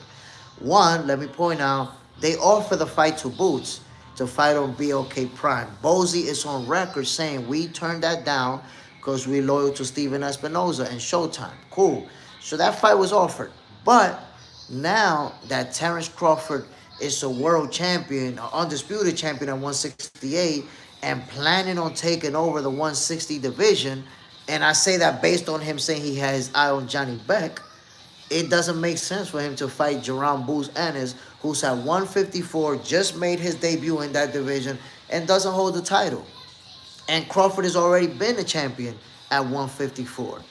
So, number one, Boots is not going to be moving up to 160 anytime soon. He's not even a champion yet in the division where he just got to. And Crawford is planning on going to 160. So, we'll never see them in the same division. Plus, Crawford is probably 2-3 fights left in his career. Jerome Boots Ennis in his late 20s. Possibly 10 or more years left. So they're in a different time in their career. They're in a different weight class. They got a different objective. We're not going to see them fight each other. That ship has sailed. Crawford is bent on to bigger and better things. Boots got to work on building his own name. But you're not going to be able to use Crawford for that. You got to build your own legacy now. That's the way the cookie crumbles. Side, Boots could have fought, but instead of Avanesian getting the fight at BLK Prime, they chose not to fight him. When the opportunity was there, they turned it down. Adari, Terrence Crawford versus Johnny Beck. Next, possibly. Well, you got to remember this. I'm going to give you two possible scenarios. Watch these two possible scenarios, and I really want you to consider them. Check out these two possible scenarios, Adari. Number one, Johnny Beck beats Eddie Slandy's Lara, so now he's going to have 3 out of the 4 belts, and with those 3 belts, he fights Terrence Crawford. And number 2, Johnny Beck fights Carlos Adames first, who has the WBC belt, becomes undisputed, and then as the undisputed champion, he fights Terrence Crawford. That's a possibility. And then you have the scenario where he fights Lara and Terrence Crawford goes down and fights Carlos Adames so that they can then unify titles. So there's a lot of different scenarios that can play out. I know Carlos Adames has been real quiet. I know he's training. I don't know what's going to be his next move. But Terrence Crawford's going to the 160 division. And the 3 champions there right now are Johnny Beck, Lara, and Adames. Well, Johnny Beck and Lara are about to unify titles. So there's about to be only 2 champions in the 160 division. Let's see what Terrence Crawford decides to do. Let's see. Side, I don't think he will. I don't think he ever will. Wes doesn't. It's crazy that Charlo isn't in the conversation. I think Charlo isn't in the conversation for the same reason Keith Thurman isn't in the conversation, and both Charlos aren't in the conversation.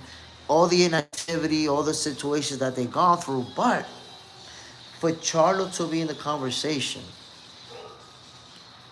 when it comes to fighting Terrence Crawford, I think his option would be to go to 160 and grab a title. Fight Carlos Adames and try to take that from him then. If you could do that.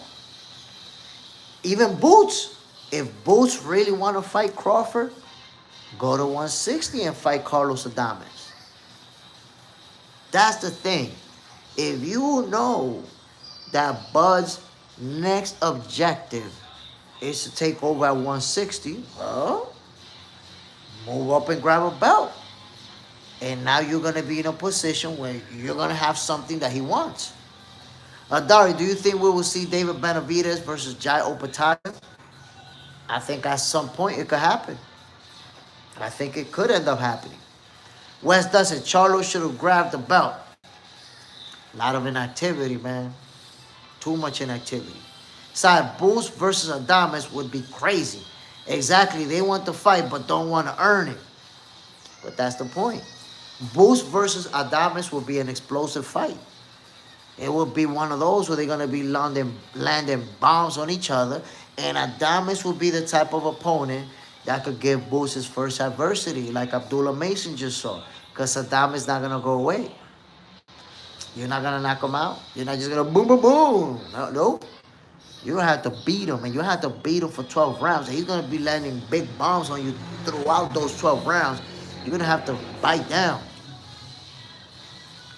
Carlos Adames put that work in. Irving Mack, Canelo, Charlo needs a proven fight first. Are you talking about Carlos Adames? He's the world champion, bro. He's the world champion. So somebody, if you're in a different division and you want to fight Crawford, your only bet is trying to get a fight with Carlos Adames. Side. Oh, he meant Charlo, I think. Oh, Charlo. Yeah, there you have it. I mean, Charlo can move up or fight at 160 and fight a name, find somebody that's real good, and then try to go after Adames. Because like I said, Adames is going to be the missing link for Terence Crawford to become undisputed at the 160 division.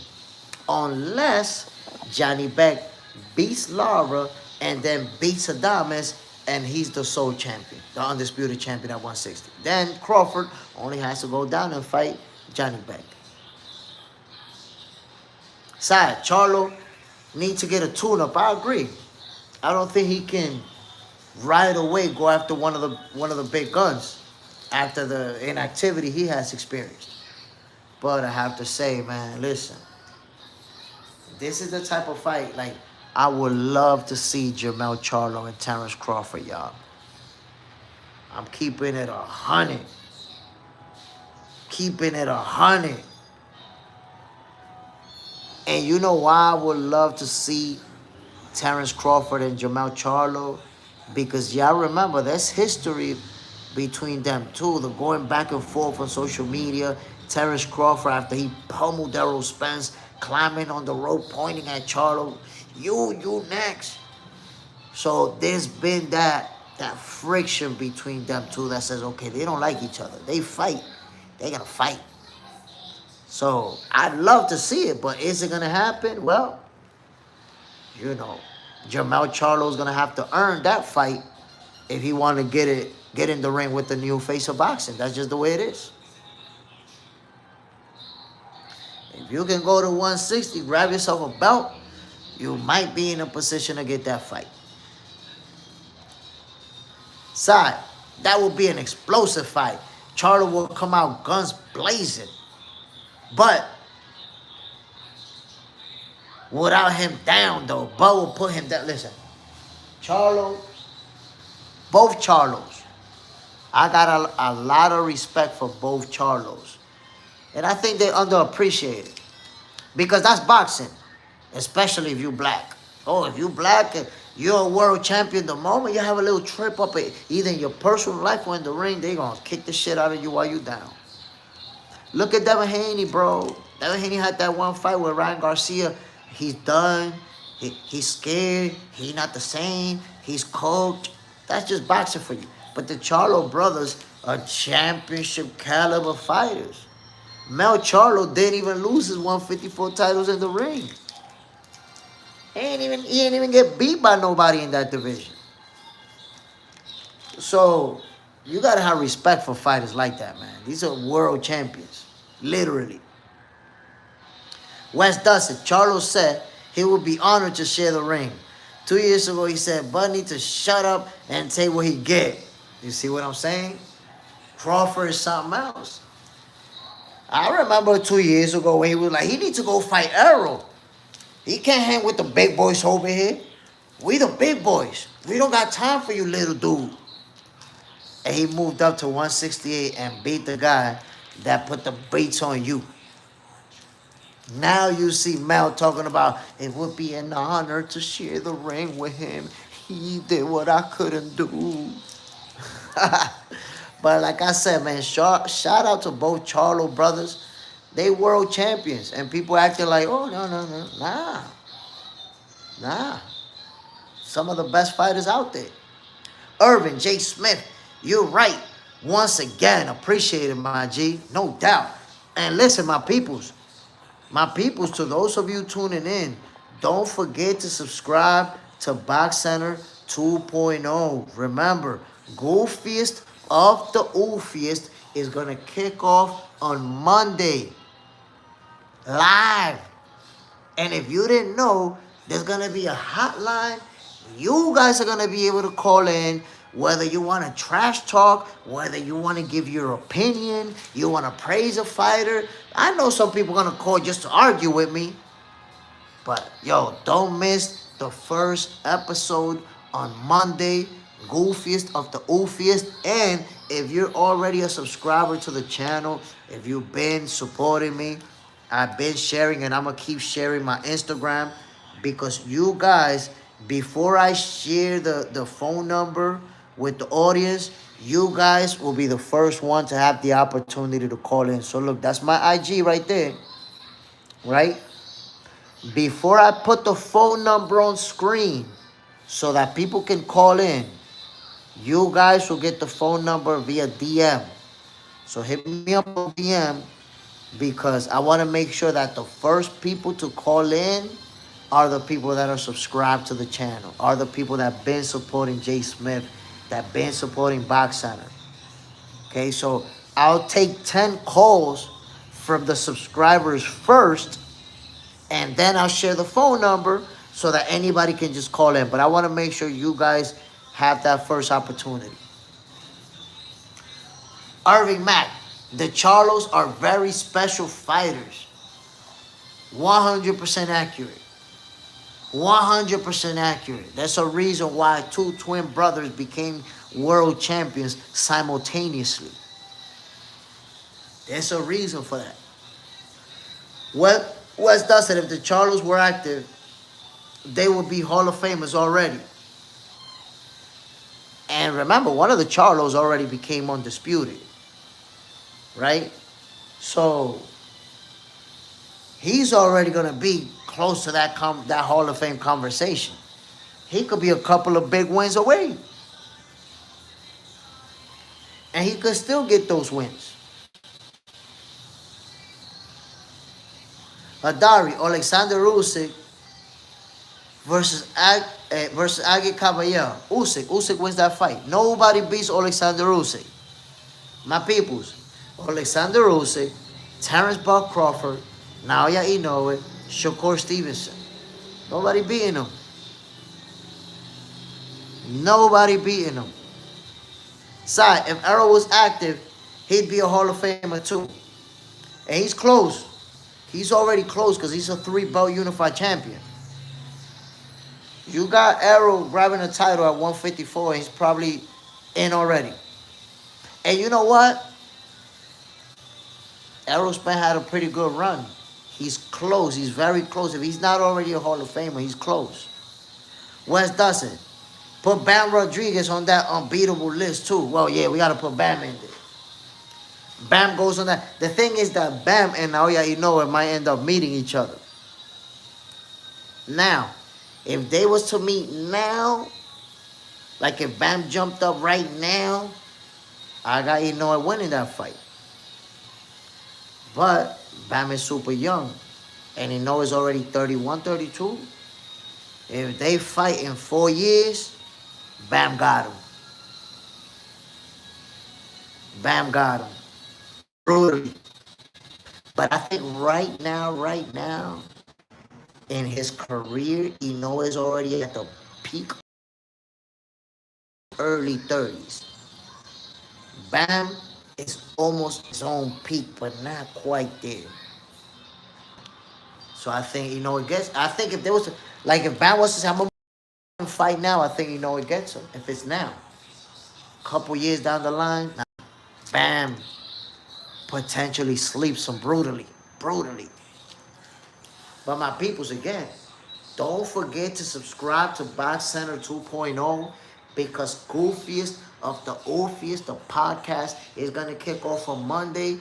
And I want to make sure the subscribers, the supporters of Jay Smith of Box Center, you guys have the opportunity to be the first one calling in. And it's going to be an epic show. If YouTube doesn't block us, once we start cursing each other out, it's going to be an epic show, y'all. Promise you. But I digress. Conor Benn versus Devin Haney, my peoples. Could we actually get that fight? Could this actually happen? And if it does, who's gonna win? Who wins this showdown, my peoples? It's an interesting fight. Very, very interesting. And like I said before, man, it brings a layer of interest when you see that they already going back and forth. They already, throwing the little insults. Oh, you a little bitch ass nigga. Oh, I'll bait the shit out of you. They already doing that on social media. Both of them calling each other bitches. So when you see that type of interaction between two fighters, if the opportunity arrives to fight each other, and of course the money's right, they already want to put hands on each other. They already want that. Irving Mack, I'm leaning towards Debo Dev. Man, listen. Debo Dev already showed what he can do in the ring. So you got Conor Benn getting Debo'd? Dev gonna take his bicycle? Damn, bro. Crazy, crazy. There you have it, my peoples. Irving Mack got Devin Haney taking Conor Benn's bicycle. Just like that. And then asking, what bicycle? That's my bicycle, fool. Well, let's see if they can make it happen. We know that Conor Benn is a matchroom fighter. He's with Eddie Hearn. Devin Haney has worked with Eddie Hearn in the past. So I think that they can make the business happen to make this fight. Now, will it be wise for Conor Benn to move down from 160 to 147 and fight them right away? I don't know. Let's see. How comfortable will he feel making that weight? That's a lot. Going up 2 divisions is tough. But going down 2 divisions, that ain't no joke. Adari, Andy Ruiz versus Martin Bakoli next. The battle of the eaters. Are they really going to fight? Is that fight a done deal? Let me find out. I'm not aware of that fight being a done deal. Are they talking or... Bakoli versus Andy Ruiz. Nah, bro, that fight doesn't look like it's happening. It's not a signed deal, nothing like that. Oh, I'm just saying, damn, bro. You had me ready to celebrate that fight.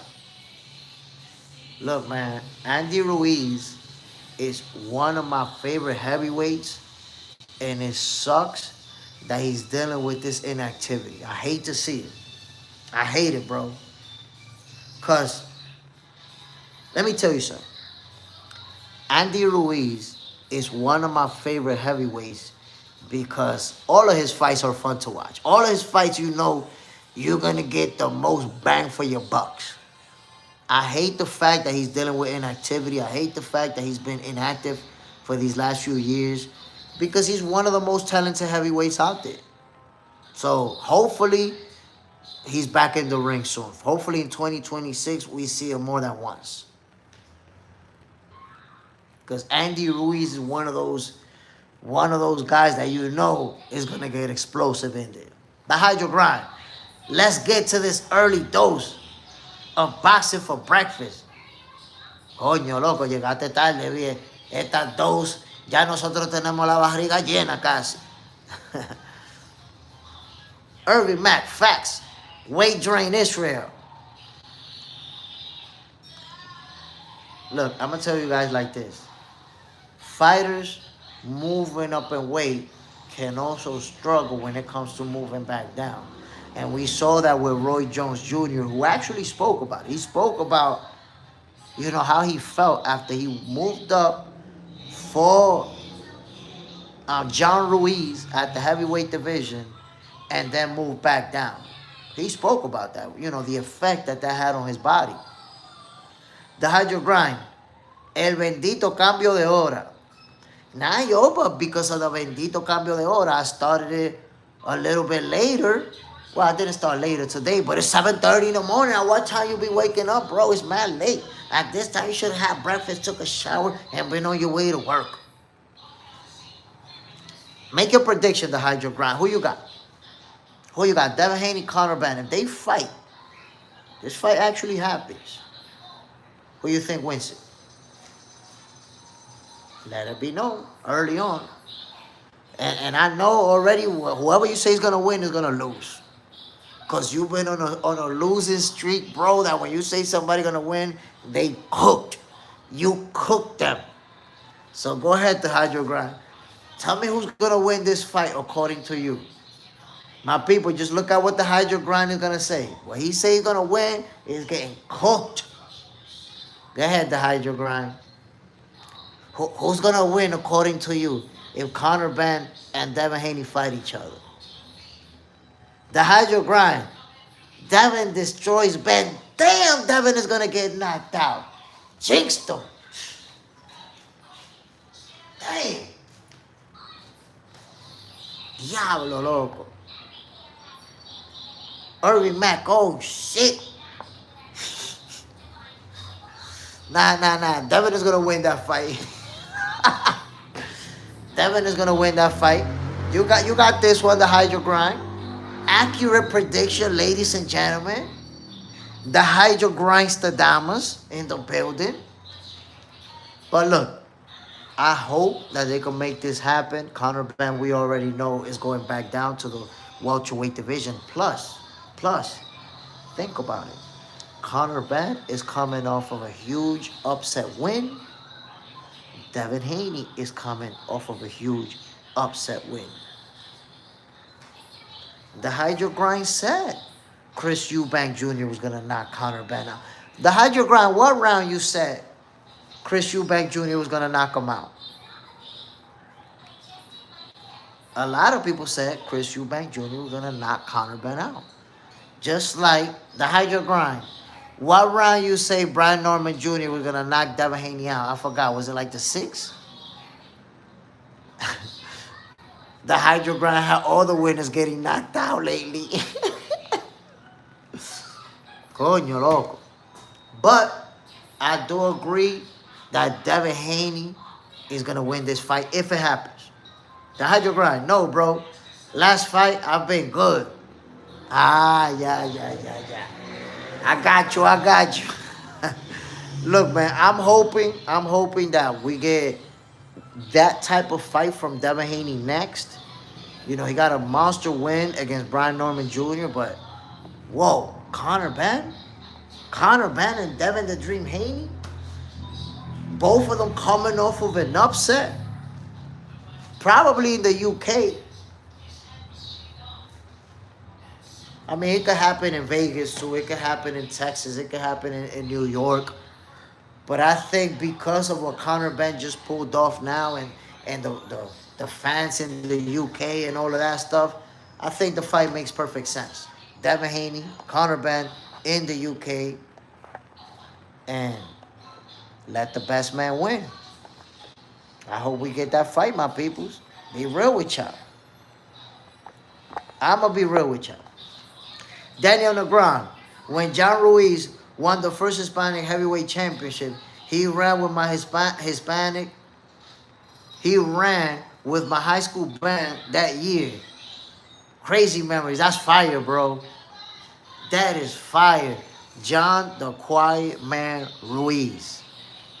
First Hispanic and first Puerto Rican, obviously, to hold a heavyweight champion.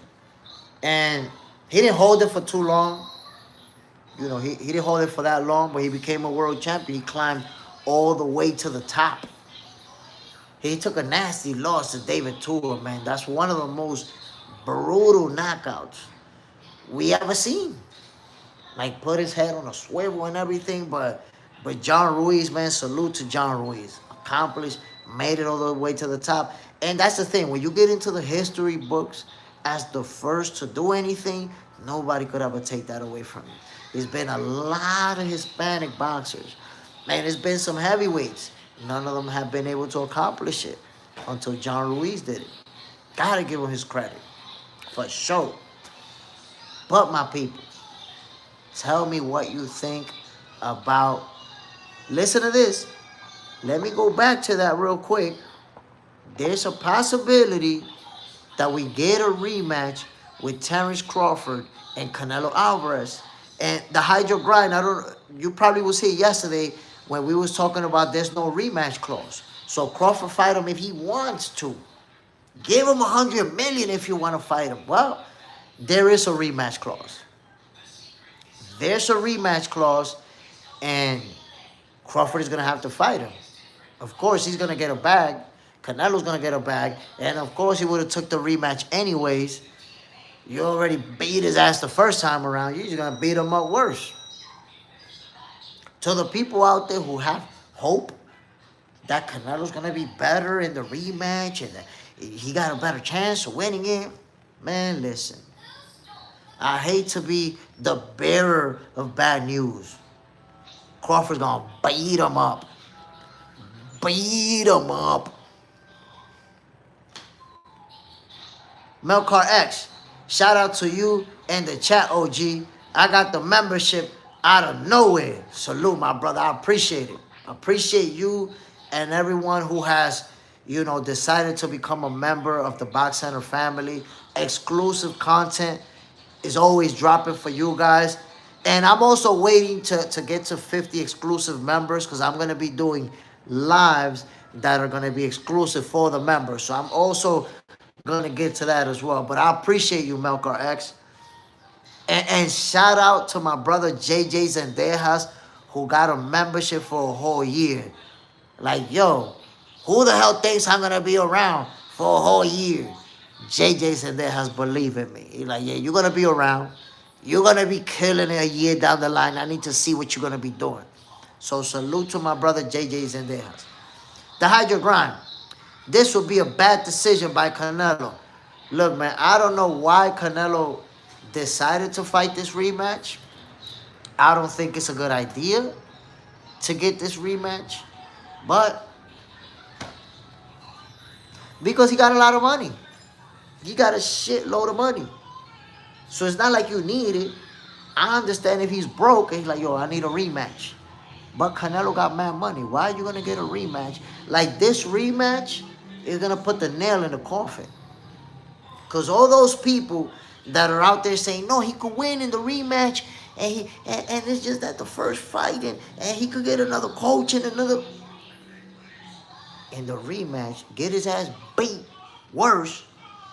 And now, other than Crawford is better than him, what can you say? There's not going to be no more hope. Right now, you can have little things that you can wiggle with. You got little wiggle room. No, you know, it's the first fight. He didn't the style, but the coach. If you get another coach, but if you get his ass whooped with another coach, what you going to say then? He need a third coach. Melcar X, Canelo was 5 steps behind against Bud. There's no training camp that will help Canelo unless he praying every day for a knockout. Here's something to point out. Canelo Alvarez is a great fighter. I'm not knocking him. I'm not hating on him. But when somebody's better than you, my peoples, they just better than you. That's just the reality. You have to understand. You have to be ready to accept when somebody's better than you. And it could be at anything. My people, think about it when you was a kid and you was playing basketball. You didn't get to play basketball with kids that was just better than you, and no matter what you do, they were going to be better than you. They were going to make more shots. They were going to do more things than you because they was better. In boxing, it's the same deal. If somebody's better than you, you could fight 50 times. They're going to be better than you. Nothing that you do with no training come, none of that shit is going to change that they better than you. And that's the case with Terrence Crawford and Canelo Alvarez. They could fight 50 times. Crawford's going to whoop his ass 50 times.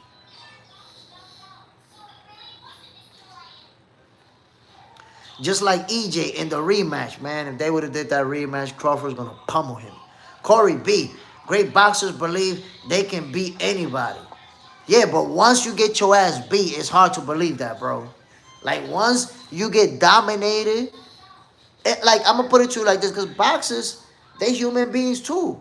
If you go to a basketball court, right, telling somebody I could beat you playing basketball, and you argue with each other like you could beat each other playing, and you show up to the basketball court, and it turns out that this dude maybe used to play high school basketball, college ball, and he beat you 11-2, draining threes, draining shots from everywhere, giving you crossovers that you looking goofy as hell on the basketball court.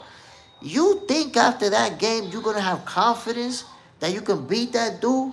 Nah, bro. Inside your heart, you're gonna know it. You're gonna be like, this nigga's better than me. We could play 50 times, you're gonna whoop my ass.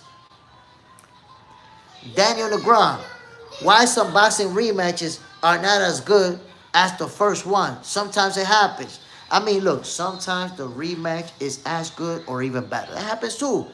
But usually, when a fighter gets dominated in the first fight, they get dominated worse in the rematch. And I'll give you an example. Look at the first time that Shane Mosley lost to Bernard Forrest. He lost, but there was a certain level of competitiveness that he also displayed. The second fight, he got his ass whooped.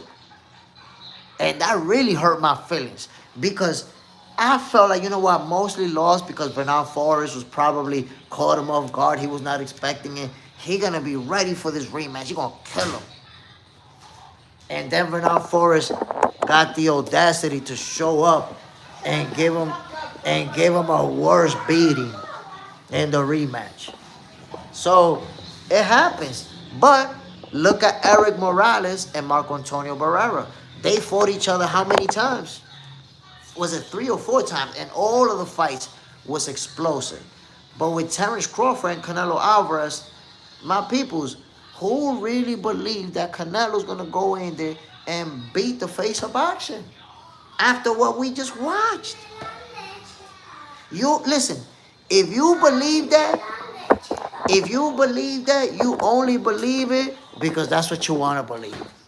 That's it. Let's stop believing shit just because we would like to believe it. You watch Canelo get beat up. Beat him up. And you think all of a sudden he's gonna come back and win a rematch? Really? That's not the way it works. Gonna get his ass kicked worse in the second fight. Worse. Ryan, here you go. So if Canelo Alvarez is planning on retiring already, the fight makes sense. If he's planning on retiring, it makes sense. Fight the rematch, get your ass kicked. But I don't know what, 50, 70, 80 million, whatever amount of money they're going to give him, take that money, and it's time to go. Crawford is going to pack him up. Pack his shit up. But if you're not planning on retiring, because Canelo got a shitload of money, he don't need to fight for a bag. If you're not planning on retiring, bro, don't get your ass whooped a second time in a row. Go fight a fight that you think you can win. Which, by the way, I saw Canelo, I think he was in Riyadh season, and he took some pictures, I think, with Hamza Shiraz, if I'm not mistaken. I thought I saw a picture of them posing close to each other. His Excellency Turki Al-Sheikh specifically pointed out that he wanted to make that fight. Melcar X, I believe he was going to win the first time. Now I know he has close to 0 chance. Man, he's going to get his ass whooped. Gonna get his ass whooped. Side, Canelo might get dropped. Man, listen, I wouldn't be surprised if he gets stopped. I wouldn't be surprised. And I'm not saying that he's going to get stopped with like one big punch, like boom, got stopped. No. I'm talking about a sustained beating. I'm not trying to tell you that Crawford is going to land a big left hook, boom, and get him out of there. I'm talking about a sustained beating Like in round number 9, I'm talking about the left to the mouthpiece, the right to the nose piece, the left hook to the wig piece of Canelo Alvarez. Oh, the humanity. That's how it's going to play out in that rematch. It's going to be an ass whooping and possibly a stoppage. Y'all not understanding. Melcar X, Canelo got wobbled in the 12th. That opened my eyes. No, but look, you don't remember. You guys know that Canelo, he's very good with, we're going like this. Like when they punch him, he rolls with the punch, right?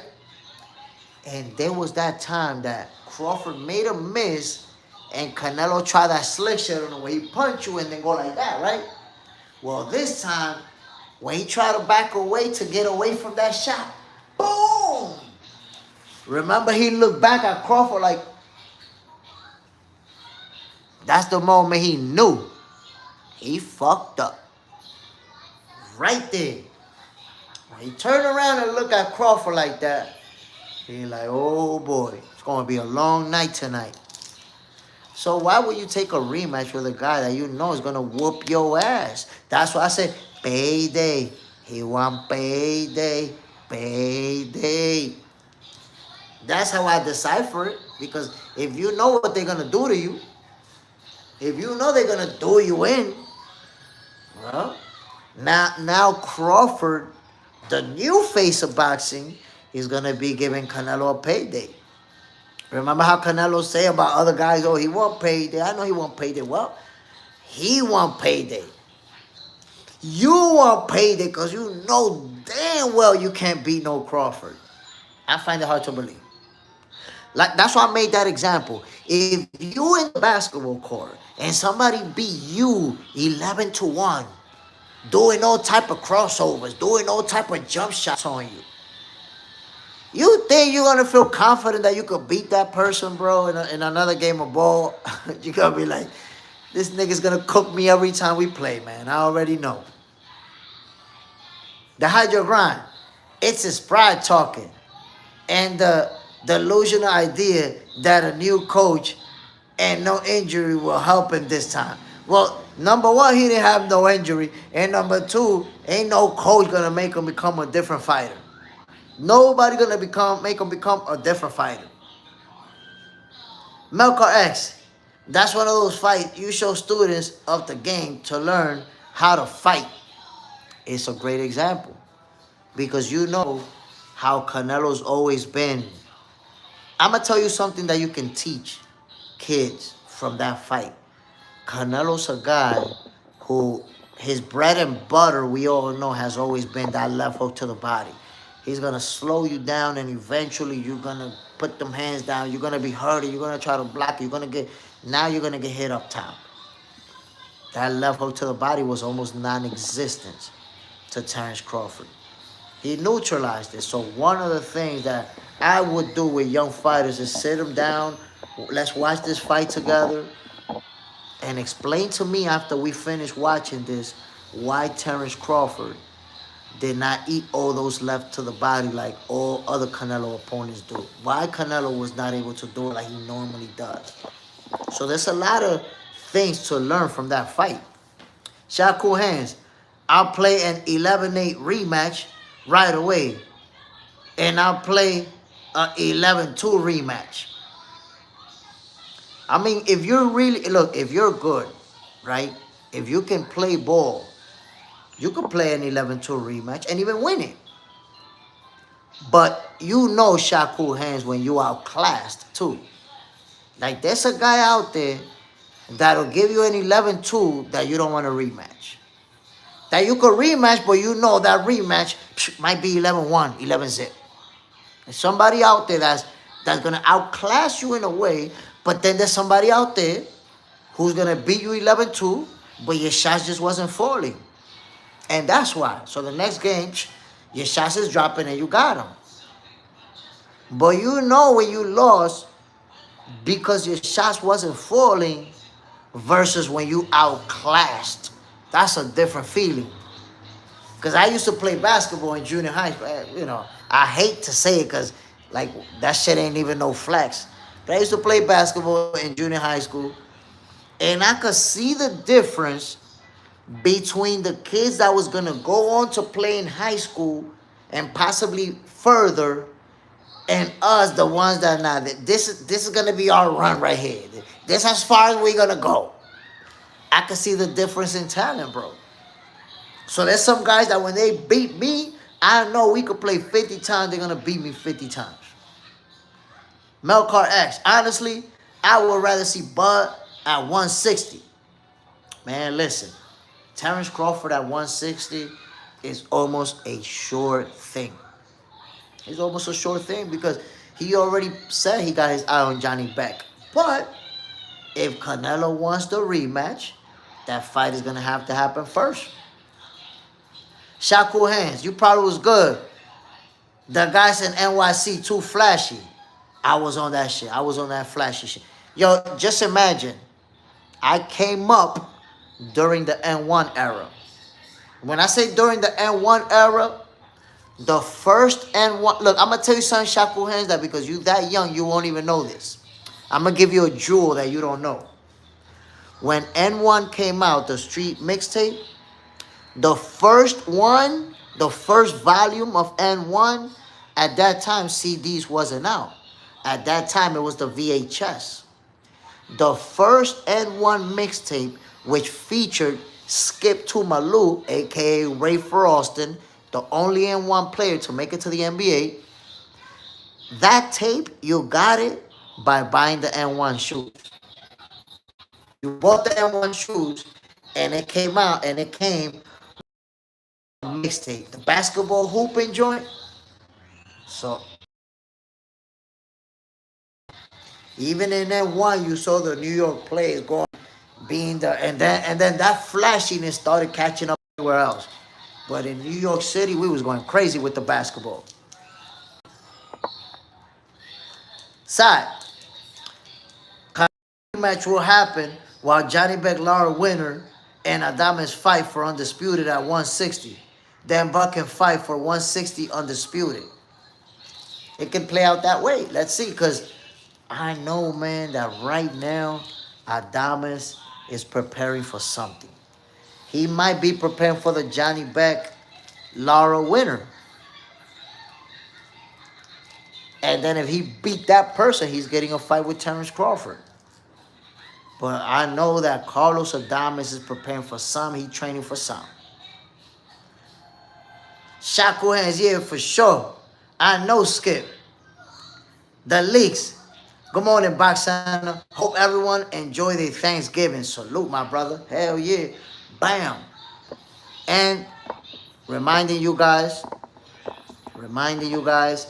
subscribe to Box Center 2.0. Goofiest of the Oofiest will kick off on Monday. Monday evening. This is an evening show. It's not going to be a morning show. So subscribe to Box Center 2.0. Monday we go live. That phone number is going to flash on your screen and people are going to be calling and we're going to go at it. And for those of you who just joined the show, remember, my peoples, the first episode of Goofiest of the Oofiest, I want to make sure that the first 10 callers are subscribers. Because I don't want people to you just happen to run into the show and decided to call in and got ahead of people that subscribe to the channel.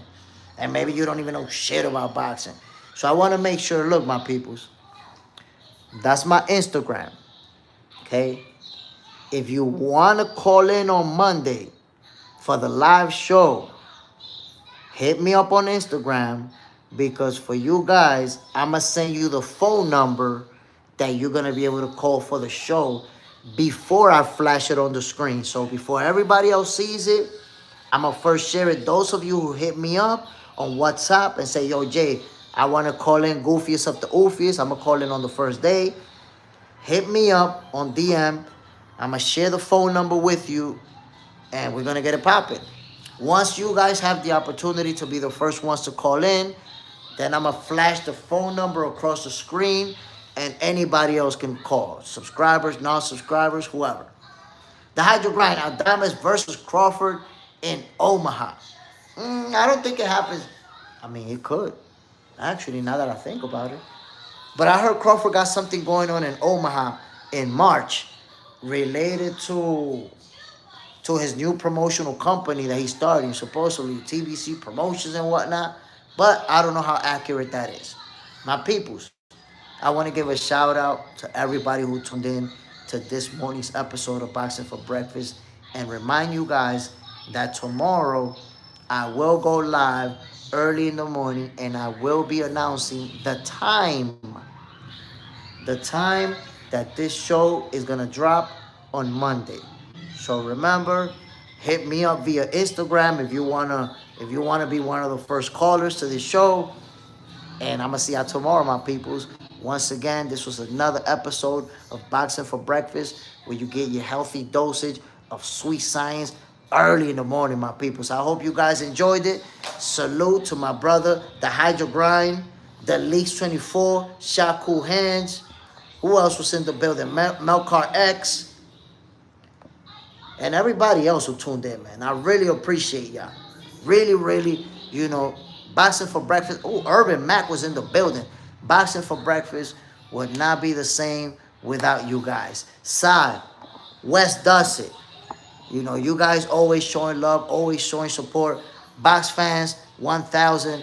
Amari, Bam, Adari, Marie De Bruyne, everybody else who tuned in. I appreciate you, my peoples. I'm going to see y'all tomorrow.